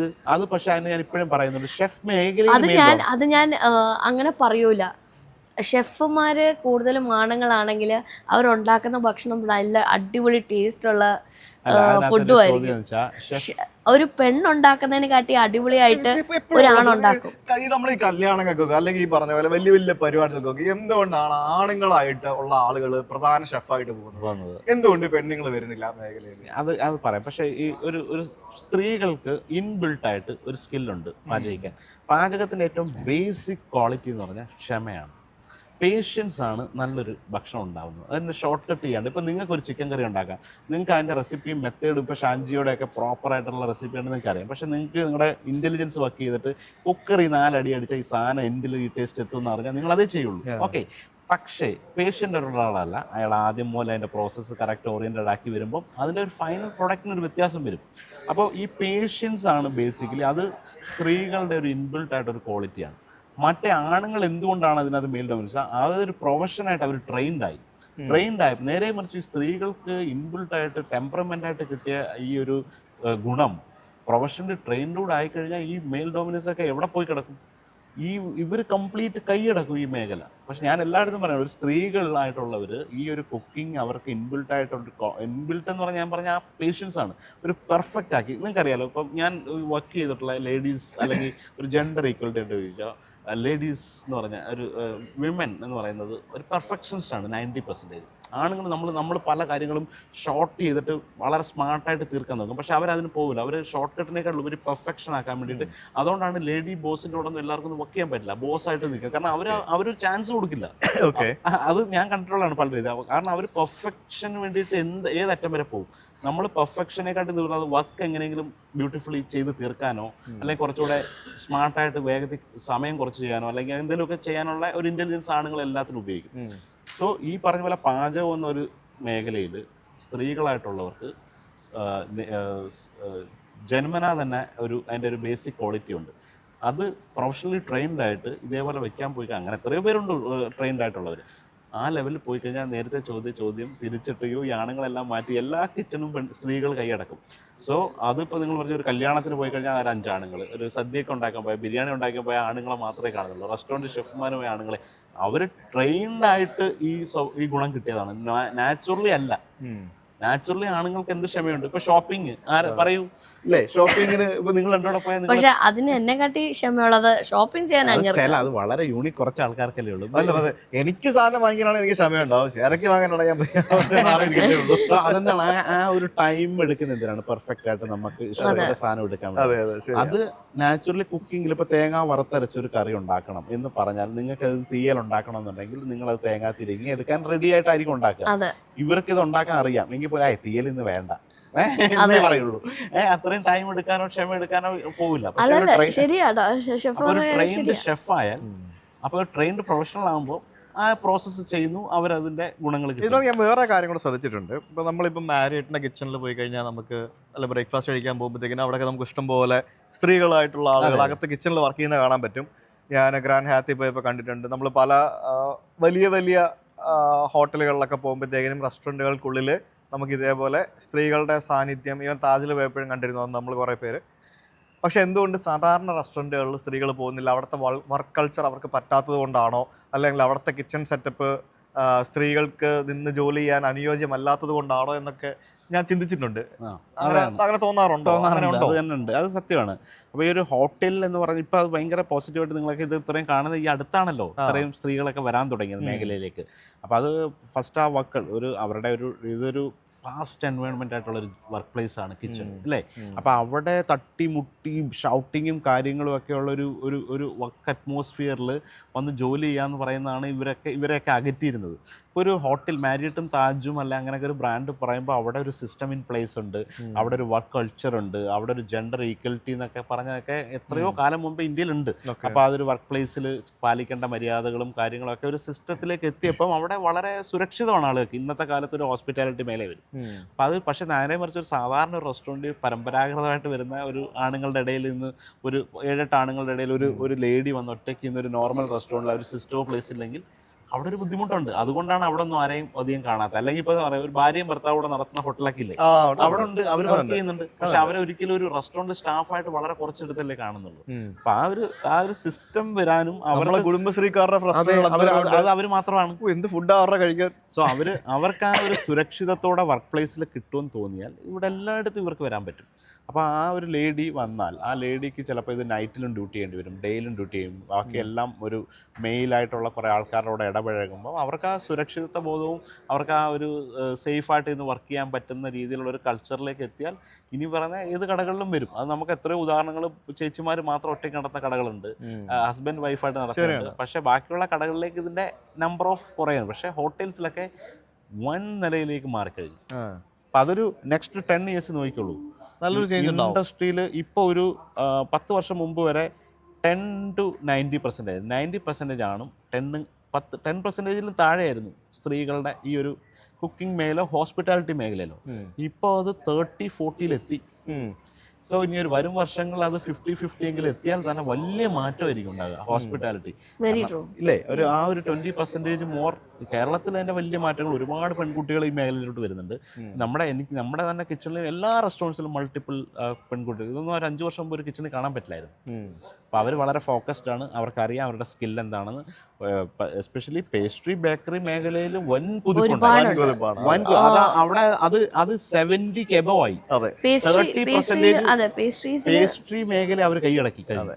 ഇനി അത് ഹോട്ട് കിച്ചണിലേക്ക് കൂടെ വന്നാൽ മതി. ഹോട്ട് കിച്ചണിലേക്ക് വരുമ്പോൾ ഈ ചൂട് ഇതൊക്കെ ആയിട്ടുള്ള രീതിയിൽ അവർ ഇച്ചിരി മാറും. പക്ഷെ അവർ അതിനെയൊക്കെ അതിജീവിച്ച് കഴിഞ്ഞിട്ട് അപ്പോൾ ഹോട്ട് കിച്ചണും cold kitchen and hot kitchen എന്ന് പറയുന്നത്. കോൾഡ് കിച്ചൺ ആണ് സാലഡ്സ്, ഗാഡ് മാഞ്ചർ, അല്ലെങ്കിൽ പേസ്ട്രി, ബേക്കറി, പാറ്റിസറി അങ്ങനെയൊക്കെയുള്ള സാധനത്തിൽ. ബേക്കറിയിൽ ബേസിക്കലി ഹോട്ടും കൂടെ വരും, നമ്മുടെ ഓവൻ കാര്യങ്ങളൊക്കെ. അപ്പോൾ അതിനകത്ത് വൻ ഒരു കുതിപ്പ് ഇവർ നടത്തി കഴിഞ്ഞു. ഈ 30% എന്നുള്ള മൊത്തത്തിൽ നോക്കുന്നത് പേസ്ട്രി മാത്രം എടുത്ത് ഇവർ 70-ലെത്തി. ആണുങ്ങളെ കടത്തി വിട്ട് കഴിഞ്ഞു. ബെസ്റ്റ് കേക്ക് ഡിസൈനേഴ്സ് ഇപ്പോൾ എവിടെ നോക്കിയാലും സ്ത്രീകളാണ്.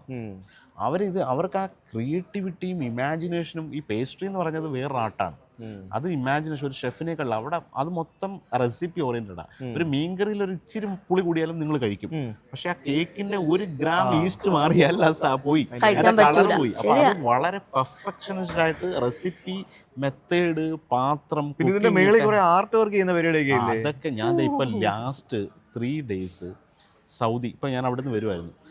UAE Dammam, Riyadh, multiple media വണ്ണിൻ്റെ കോമ്പറ്റീഷൻ, കേക്ക് ഡിസൈനിങ്. അപ്പോൾ ഇത്തവണത്തെ തീം അണ്ടർ ദ സീ ആയിരുന്നു. അതായത് കടലിൻ്റെ അടിയില കേക്ക് ഡിസൈനിങ്. അവർ ലേഡീസ് മാത്രമാണ്. ഒരു ഒക്ടോപ്പസിനെയൊക്കെ അവർ ഹാൻഡ് മെയ്ഡ് ചെയ്ത് നമ്മുടെ മുമ്പിൽ കൊണ്ട് വെച്ചേക്കാണ്. ഒക്ടോപ്പസും സ്കാലപ്സ്, ലോബ്സ്റ്റർ, സീക്ക്. അപ്പം ക്രിയേറ്റിവിറ്റി എന്ന് പറഞ്ഞാൽ മലയാളി സ്ത്രീകൾ കേക്കിനകത്തേക്ക് വന്നേക്കുന്ന, ഈ മേഖലയിലേക്ക് വന്നേക്കുന്ന ഒരു കുതിച്ചുചാട്ടം അഭൂതപൂർവമായ ഒരു വളർച്ചയാണ്. അടുത്ത വരും വർഷങ്ങൾ ഇത് 90%-ലാവും. 10% ആണുങ്ങളും 90% സ്ത്രീകളും കൈയടക്കും പേസ്ട്രി മേഖല. ഹോട്ട് കിച്ചണിലേക്ക് കുറച്ചുകൂടെ സമയം എടുക്കും വരാൻ. ശരിയാണ്. അതായത് ഈ ഷെഫിന്റെ ഈ ഇൻസ്റ്റിറ്റ്യൂട്ട് ഉണ്ടല്ലോ, അതെവിടെയാണ്? ഇത് കൊടൈക്കനാലിലാണ്. അത് വലിയൊരു എൻ്റെ ഒരു ഡ്രീം പ്രൊജക്ട്, എൻ്റെ ഒരു സ്വപ്നമായിരുന്നു പണ്ടുള്ള. എനിക്കൊരു അക്കാഡമി തുടങ്ങുക, ഒരു അക്കാഡമി തുടങ്ങുക. അപ്പോൾ എനിക്ക് ഇതിനു മുമ്പൊക്കെ ഓപ്പർച്യൂണിറ്റി വന്നെങ്കിൽ എൻ്റെ റൈറ്റ് ടൈം ആയില്ല എന്ന് വെച്ച് ഇങ്ങനെ ഇരിക്കുകയായിരുന്നു. അങ്ങനെയാണ് Kodaikanal Christian college, one of the big. It's actually famous for hotel management. അപ്പോൾ അത് എല്ലാം ഉണ്ട്, എല്ലാ കോഴ്സും ഉണ്ട്. 42 ഏക്കറിലുള്ള ഒരു മലയാളി സാം ഫിലിപ്പ് സാർ ഉണ്ടാക്കിയാണ്. ഇന്ത്യയിൽ എവിടെ ഹോസ്പിറ്റാലിറ്റി ഇൻഡസ്ട്രിയിൽ പോയാലും കൊടൈക്കനാൽ പ്രൊഡക്റ്റ് ഒരാളുണ്ടാവുമെന്ന് കേട്ടിട്ടുണ്ട്. അതെ, അപ്പോൾ കൊടൈക്കനാലുകാരൻ അല്ലെങ്കിൽ അവിടെ പഠിച്ച ആൾ. അപ്പോൾ ഈ കൊടൈക്കനാൽ ആ ഒരു ക്യാമ്പസ് നമുക്ക് ഇങ്ങനെ ഒരു പ്രൊജക്റ്റ് വന്നപ്പം IICM ബൈ ഷെഫ് പിള്ള എന്നാണ്, international institute of culinary management എന്ന് പറഞ്ഞ ഒരു ബ്രാൻഡ് ക്രിയേറ്റ് ചെയ്തു. അപ്പോൾ നമ്മുടെ കുറേ ആൾക്കാരൊക്കെ ആയിട്ട്. അപ്പോൾ അത് കഴിഞ്ഞ വർഷം തുടങ്ങേണ്ടായിരുന്നു. അപ്പോൾ ആ വർഷം കുറച്ചുകൂടെ എൻ്റെ R&D കൂടെ ചെയ്യേണ്ടി വരും. കുറച്ചുകൂടെ നമ്മളുടേതായ ഒരു സാധാരണ ഒരു ഹോട്ടൽ മാനേജ്മെൻറ്റ് കോഴ്സ് നടത്താൻ എനിക്ക് താല്പര്യമില്ല. മനസ്സിലായി. അങ്ങനെ 1000-കണക്കിന് ഇൻസ്റ്റിറ്റ്യൂട്ടുകളുണ്ട്. അപ്പോൾ എനിക്ക് വേണ്ടതെന്ന് വെച്ചാൽ, ഞാൻ ആഗ്രഹിക്കുന്ന ഒരാളെ ഒരു ഷെഫാക്കണം. അയാളെ ഒരു 1 year കൊണ്ടാക്കണം. ഒരു 4 വർഷം പഠിപ്പിച്ച് വീണ്ടും ഒരു കോമി 3rd ആക്കി കൊണ്ടുവന്ന്, കോമി 2nd ആക്കി കൊണ്ടുവന്ന്, ഒരു 5 വർഷം കഴിഞ്ഞ് ഒരു ഷെഫ് ഡിപ്പാർട്ടി ആക്കി, ഒരു 10 വർഷം കൊണ്ട് സൂഷെഫ് ആക്കല്ല. വേണമെങ്കിൽ 1 year 6 months കൊണ്ട് തന്നെ ബേസിക് കാര്യങ്ങളും പഠിച്ചാൽ, ബേസിക്സ് ട്രെയിനിങ് ചെയ്താൽ 1 വർഷം കൊണ്ട് ലെറ്റും ഏൺ ദ മണി, ഒരു സ്റ്റാഫായിട്ട് മാറണം. അപ്പോൾ അതെനിക്ക് ചെയ്യാം. ഞാൻ അങ്ങനെ ഒരു കോഴ്സും ഇല്ലാണ്ട് നമ്മൾ 100 കണക്കിന് പേരെ നമ്മുടെ റെസ്റ്റോറൻറ്റിൽ കൊണ്ടുവന്ന് ഒരു പരിചയമില്ലാത്തവരെ ഇപ്പോൾ ഷെഫ് ആക്കിയിട്ടുണ്ട്. അപ്പോൾ അത് എൻ്റെ ഒരു കോൺഫിഡൻസ് ആണ്. അപ്പോൾ അതുകൊണ്ട് ഒരു 1 ഇയർ കൊണ്ട് ഈ ഒരു കോഴ്സിൽ ഒരാൾ വന്നാൽ, ഒരു +2 കഴിഞ്ഞിട്ട് 1 വർഷം കൊണ്ട് ഒരാൾ ഈ ഒരു പ്രൊഫഷൻ, അവനൊരു 4 വർഷം കഴിയുമ്പോഴത്തേക്ക് ഇത് എത്തും. മറ്റത് +2 കഴിഞ്ഞ് എത്ര നാളത്തെ കോഴ്സാണ്? 1 year diploma course first. 6 month in campus, 6 month in അവർ ബ്രാഞ്ചിലോ അല്ലെങ്കിൽ മറ്റ് ബ്രാഞ്ചിലോ പോയി വർക്ക് ചെയ്ത് ഒരു പെയ്ഡ് ഇന്റേൺഷിപ്പോട് കൂടി സക്സസ്ഫുൾ ആകുന്നവർക്ക് ഇമ്മീഡിയറ്റ് പ്ലേസ്മെന്റ് ജോബാണ് ഇതിനകത്ത്. കാരണം അത്രയും വേക്കൻസി ഉണ്ട്, ഇഷ്ടം പോലെ ഉണ്ട്. അപ്പോൾ അപ്പോൾ ഒരു 90 അഡ്മിഷൻസ് ഉള്ള ഇത് ഇയർ. 30 പേർക്ക് ഒരു പേസ്ട്രി ബേക്കറി, 30 പേർക്ക് ഹോസ്പിറ്റാലിറ്റി ഇൻ സർവീസ്, 30 പേര് ഇന്ത്യൻ കൾണറി. അതായത് നമ്മുടെ ഒരു 6 മാസം കൊണ്ട് അയാൾ ഒരു ബേസിക് ഇന്ത്യൻ ക്യൂസിൻ്റെ ബേസിക്കായിട്ട് അവനൊരു അവിയൽ മുതൽ ഒരു ബിരിയാണി മുതൽ ഒരു ബട്ടർ ചിക്കൻ വരെ ഉണ്ടാക്കാൻ പഠിച്ച് നമ്മൾ വന്നാൽ അയാൾക്കൊരു 18,000 to 20,000 സ്റ്റാർട്ടിങ് സാലറി കിട്ടുന്നതാണ്. അത് മറ്റേത് ഒരാൾ 5 വർഷം കഴിയണം. ഇതൊരു 1 ഇയറിൽ ബേസ് സാലറിയിലേക്ക് എത്തുക അയാൾ. ഓക്കെ. അപ്പോൾ 5 വർഷം പഠിക്കുന്നതും തമ്മിൽ എന്താ വ്യത്യാസം? 5 വർഷം പഠിക്കുമ്പോൾ അയാളൊരു ഞാൻ അതിനെ എഗെയിൻസ്റ്റ് അല്ല, ഒരു ഡിഗ്രിയാണ്. If you need A degree 4 year ഇത് തന്നെയാണ് പഠിച്ചു വരിക. സോ ആ 4 ഇയർ ഡിഗ്രി വേണോ, അല്ലെങ്കിൽ പെട്ടെന്ന് ഇപ്പോൾ ഒരു +2 വേണ്ട, നിങ്ങളൊരു 35 ഇയർ ഓൾഡാണ്, അയാൾക്ക് ഒരു അപ്പർ മാസ്റ്റർ ആവണം. മനസ്സിലായി. 1 ഇയർ പഠിച്ചാൽ അയാൾക്ക് 30,000 രൂപയുടെ സാലറി ഫസ്റ്റ് ഇയർ കിട്ടും. ഇതാണ് എൻ്റെ ഒരു സംഭവം. ഓക്കെ. അപ്പോൾ അതങ്ങനെ കൊടൈക്കനാലിൽ ജൂലൈയിൽ ഫസ്റ്റ് ഇൻടേക്ക് സംഭവിക്കുകയാണ്. അപ്പോൾ അതിൻ്റെ ഏകദേശം ഒരു 100 സീറ്റ്സോളം എത്തി. അപ്പോൾ ഈ വർഷം 100. അപ്പോൾ അടുത്ത വർഷം മുതൽ നമ്മൾ ഡിഗ്രിയും ചെയ്യും. അപ്പോൾ ഡിഗ്രി ആണെങ്കിൽ അതിൻ്റെ കരിക്കുലവും കാര്യങ്ങളൊക്കെ നന്നായിട്ട് ഒരു ഇൻസ്റ്റിറ്റ്യൂട്ട് ചെയ്യുമ്പോൾ നമ്മൾ ഇതേപോലെ ഒരു റെസ്റ്റോറൻറ്റ് തുടങ്ങുന്ന പോലല്ലോ, കുട്ടികളുടെ ഭാവിയല്ലേ.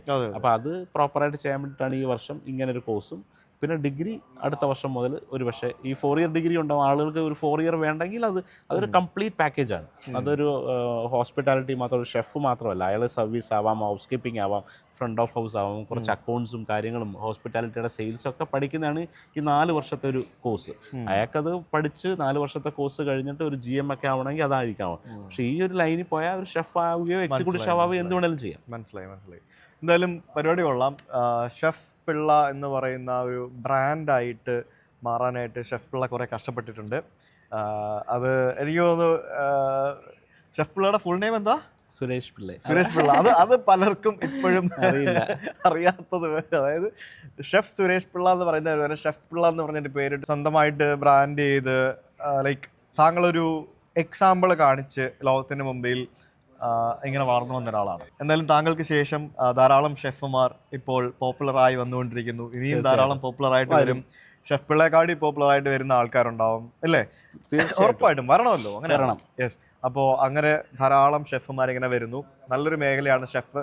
പാചകം ചെയ്യുക എന്ന് പറയുന്നത് വല്ലപ്പോഴൊക്കെ വീട്ടിൽ കയറി എന്തെങ്കിലുമൊക്കെ ചെയ്യാൻ ശ്രമിക്കാറുണ്ട്. പക്ഷെ ഞാൻ ഉണ്ടാക്കുന്നത് ശരിക്കും ഇഷ്ടമല്ല. അതായത് എനിക്ക് തക്കാളിയൊക്കെ ഭയങ്കര ഇഷ്ടമാണ്. ശരിക്കും തക്കാളി ഇഷ്ടമല്ല. അങ്ങനെയുള്ള കാര്യങ്ങളൊന്നും ഇഷ്ടമല്ലേ?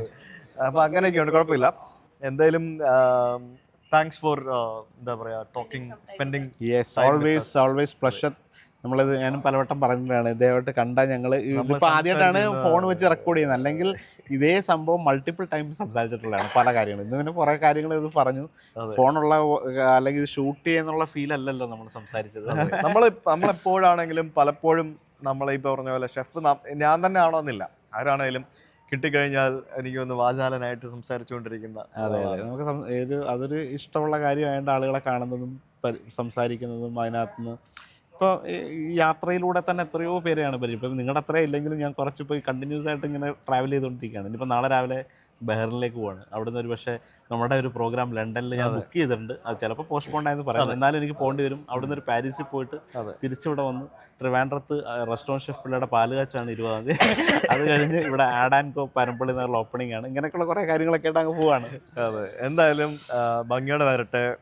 നെഗറ്റീവ്സ് ഉണ്ടാവും. ഇപ്പം എന്താ പറയാ, നമുക്ക് ഈ രീതിയിലെടുക്കുക. നമ്മളായിരുന്നു കഴിഞ്ഞാൽ, നമ്മൾ സിൻസിയർ ആണെങ്കിൽ അതെന്ത് ഏത് കാലവും നമുക്ക് ഏറ്റവും വലിയ എക്സാമ്പിൾ റോൾ മോഡലായിട്ട് ഇതേപോലെ ഞാൻ ഈ സുഹൃത്തേട്ടനൊക്കെ ഇത് എങ്ങനെ സഹിക്കുന്നു. അത് കഴിഞ്ഞ് ഓരോ തവണ വരുമ്പോൾ അതിലും എത്രയോ ഇരട്ടി വലിയ രീതിയിലാണ് ഇങ്ങനെ പോകുന്നത്. അപ്പോൾ ഇതൊക്കെ നമ്മുടെ മുമ്പിൽ ഓരോ ബെഞ്ച് മാർക്ക്. ഇതിനെ റെസ്റ്റോറൻറ്റ് ഉണ്ടാക്കി ബ്രാൻഡ് ആക്കുന്നതിനാണ് ബെഞ്ച് മാർക്ക് ഇല്ലാത്തത്. ബാക്കിയുള്ള എൻ്റെ എല്ലാ കാര്യങ്ങൾക്കും നമുക്ക് ഇവിടെ എക്സാമ്പിൾ ഉണ്ട്. അതിലൊരു വലിയൊരു ഉദാഹരണം. സത്യം പറയട്ടെ ഷെഫ്, നമുക്ക് നെഗറ്റീവ്സ് ഉണ്ടാവുന്നതായിരിക്കും നല്ലത്. ഇപ്പൊ എനിക്ക് തന്നെ ഇന്നലെ നമ്മളിട്ട് വീഡിയോ നിങ്ങൾ കണ്ടിട്ടുണ്ടാവും, മറ്റേ ബോഡി ഷേമിങ്, അതൊക്കെ നെഗറ്റിവിറ്റി ആണ്. Body shaming, it's actually purely assault ആണ്. ഓക്കെ, അങ്ങനെയാണേലും പറയാം. ബട്ട് ഇതൊരു പ്രചോദനമല്ലേ, നമ്മൾ മുന്നോട്ട് പോകണം. നമ്മൾ എന്തിനാ ബാക്കിലോട്ട് നോക്കണ്ടേ? നിങ്ങളൊന്ന് ആലോചിച്ച പോരെ, ലാസ്റ്റ് 5 years കഴിഞ്ഞു പോയതെല്ലാം കഴിഞ്ഞു അല്ലേ? ഒരു 5 yearsന്റെ ഒരു സുഹിത്തേട്ടനെ വളരെ ക്ലോസ്ലി വാച്ച് ചെയ്യുന്നത്, നിങ്ങൾ ആദ്യം ആനവണ്ടി മുതൽ കാണുന്നത് എനിക്കിങ്ങനെ ആദ്യം മൂലേ ഫോളോ ചെയ്ത ഒരാളാണ്. അപ്പോൾ എന്താണ് കാര്യങ്ങൾ അവിടുന്ന് ഉണ്ടായതും ലാസ്റ്റ് 5 yearsന്റെ കാര്യം, ഇതിൻ്റെ ഇടയിൽ എന്തെല്ലാം കാര്യങ്ങളുണ്ട് അല്ലേ? അതൊന്നും എവിടെയെങ്കിലും ഒരു പോയിന്റിൽ നിങ്ങളെ ബാധിച്ചിട്ടുണ്ടോ? സോ ഇറ്റ്സ് എപ്പോഴും ഫ്രഷ് ആയിട്ട് നേരത്തെ പറഞ്ഞ പോലെ എല്ലാത്തിനും ഒരു ഹീലിംഗ് ടൈം ഇല്ലേ? അതെ, എന്ത് സംഭവിച്ചാലും അതിനൊരു ഹീലിംഗ് ടൈം കം ബാക്ക്. ഒരു സംഭവം ഉണ്ടല്ലോ ഇങ്ങനെ ഹീൽ ചെയ്ത് അത് എന്തിന്റെ വാല മുറിഞ്ഞു കഴിഞ്ഞാൽ ഒന്നിന്റെ വാല, പല്ലിയുടെ വാല മുറിഞ്ഞു പോയാലും തിരിച്ചു വരത്തില്ലേ? അതെ അതെ, അത്രേ ഉള്ളൂ. സോ അത് എനിക്ക് പറയാനുള്ളത്, ഇപ്പം നിങ്ങളൊക്കെ നമുക്കൊക്കെ കുറേ കാര്യങ്ങളൊക്കെ മാനേജ് ചെയ്യാൻ പറ്റിയേക്കാം. ഇതൊന്നും മാനേജ് ചെയ്യാൻ പറ്റാത്തൊരു നെഗറ്റിവിറ്റി വന്ന് ഡിപ്രസ്ഡ് ആയിരിക്കുന്നവരോ അല്ലെങ്കിൽ ഒരു കമൻറ്റ്, ഒരു 1 comment കേട്ടാൽ തന്നെ അന്നത്തെ ഹോൾ ഡേ ഒരു വീക്ക് മൊത്തം ഡിപ്രസ് ആവുന്ന ആൾക്കാരെയൊക്കെ എനിക്ക് പേഴ്സണലി അറിയാവുന്നവരൊക്കെയാണ്. ഇതൊന്നും കാര്യമില്ല, അതൊക്കെ വരുന്നതാണ്. അപ്പോൾ അല്ലാതെ നമുക്ക് ആ കമന്റ്സ് ഒക്കെ കാണുമ്പോൾ ഇച്ചിരി വിഷമമാവും ഇല്ലേ? അത് മനുഷ്യനാണ്. പക്ഷെ അതൊക്കെ കഴിഞ്ഞു പോയ കാലാന്ന് വിചാരിച്ചിട്ട് മുന്നോട്ട് വിഷമിച്ചിരിക്കേണ്ട കാര്യങ്ങളല്ല. നമുക്കൊക്കെ ഇതൊക്കെ നിങ്ങൾ എന്തെങ്കിലുമൊക്കെ ആവണമെന്ന് ആഗ്രഹിച്ചാൽ ഇതൊക്കെ എൻ്റെ പാട്ടായിട്ട് വരുമെന്ന് പ്രതീക്ഷിച്ചിട്ട് മാത്രമേ വരാവുള്ളൂ. അതാണ് ഇപ്പോൾ പ്രത്യേകിച്ച് നമ്മുടെ ഒരു സൊസൈറ്റി അങ്ങനെയാണ്. സോ അതൊന്നും ഒരു ഈസി കേക്കൊന്നുമല്ല. സോ നിങ്ങൾക്ക് എന്തെങ്കിലുമൊക്കെ അച്ചീവ് ചെയ്യണം, എന്തെങ്കിലുമൊക്കെ ഔട്ട് ഓഫ് ദ വേയിൽ മറ്റുള്ളവർ ചെയ്യാത്ത കാര്യങ്ങളൊക്കെയാണ് ചെയ്യാനാണ് താല്പര്യമെങ്കിൽ അതിൻ്റെ ഒരു 1 സൈഡാണ് ഈ പറഞ്ഞ കാര്യങ്ങളൊക്കെ എൻ്റെ കൂടെ ഉണ്ടാവും. സോ അത് you have to manage it അതിന്റെ നല്ലതുപോലെ അല്ലേ? ഇങ്ങോട്ട് വരുന്നതുകൊണ്ടേ ഇവര് 2 പേര് ഉച്ചയ്ക്ക് ഊണ് കഴിച്ചു, ഞാനൊന്നും കഴിച്ചിട്ട്. നമ്മൾ കഴിക്കും. എന്താണ് കഴിക്കണം ഇപ്പൊ പറഞ്ഞ? എന്താ കഴിക്കുന്നത്? നമുക്ക് എന്തെങ്കിലും കഴിക്കാം. ഓ പിന്നെന്താ, നിർത്തട്ടെ. അപ്പൊ ശരി, ഒരുപാട് സമയമായി. ഞങ്ങൾ ഫസ്റ്റ് ഇങ്ങനെ ജസ്റ്റ് വന്ന് കണ്ടേ ഉള്ളൂ. അപ്പൊ താങ്ക് യു സോ മച്ച് സുഹിത്തേട്ട. ചാറ്റ് വിത്ത് ഭക്തൻ എന്ന് പറഞ്ഞ ഒരു പോഡ്കാസ്റ്റ് തുടങ്ങിയിരിക്കുകയാണ്. അപ്പോൾ ഇതിനകത്ത് ഒരുപാട് ഗസ്റ്റിന്റെ, എന്തായാലും ഇതിപ്പോൾ ആദ്യ സ്റ്റേജിൽ 1-2 പേര്, ഇത് എത്രാമത്തെ എപ്പിസോഡാണ്? ഇതിപ്പോ 3-ാമത്തെ. അപ്പോൾ ഇനി അങ്ങോട്ട് വരും സമയങ്ങളിൽ നല്ല നല്ല ഗസ്റ്റുകളുമായിട്ടുള്ള കൺവെർസേഷൻ, മീനിങ് ഫുൾ കൺവെർസേഷനുമായിട്ട് ചാറ്റ് വിത്ത് ഭക്തൻ വരും. All the best. സേത നമ്മുടെ ഏറ്റവും ബെസ്റ്റ്, എൻ്റെ ഏറ്റവും വലിയ വെൽവിഷറായിട്ട് കാണുന്ന ഒരാളാണ്. എനിക്ക് ഒരുപാട് thank you so much. Personally നിങ്ങൾ എൻ്റെ അടുത്തൊക്കെ നെഗറ്റീവ് കാര്യങ്ങളൊക്കെ പറയും, പക്ഷെ എന്നെ എപ്പോഴും അപ്രീഷിയേറ്റ് ചെയ്യുന്ന വാട്ട് എവർ എന്തുണ്ടെങ്കിലും എവരിതിങ്, എൻ്റെ സ്റ്റാറ്റസ് ഒക്കെ കണ്ടാലും ഓൾവേസ് ഞാൻ ഷെഫിന് കൺഗ്രാറ്റ്സ് പറയാറുണ്ട് എപ്പോഴും. So thank you so much. Yes, thank you so much. Thank you. By.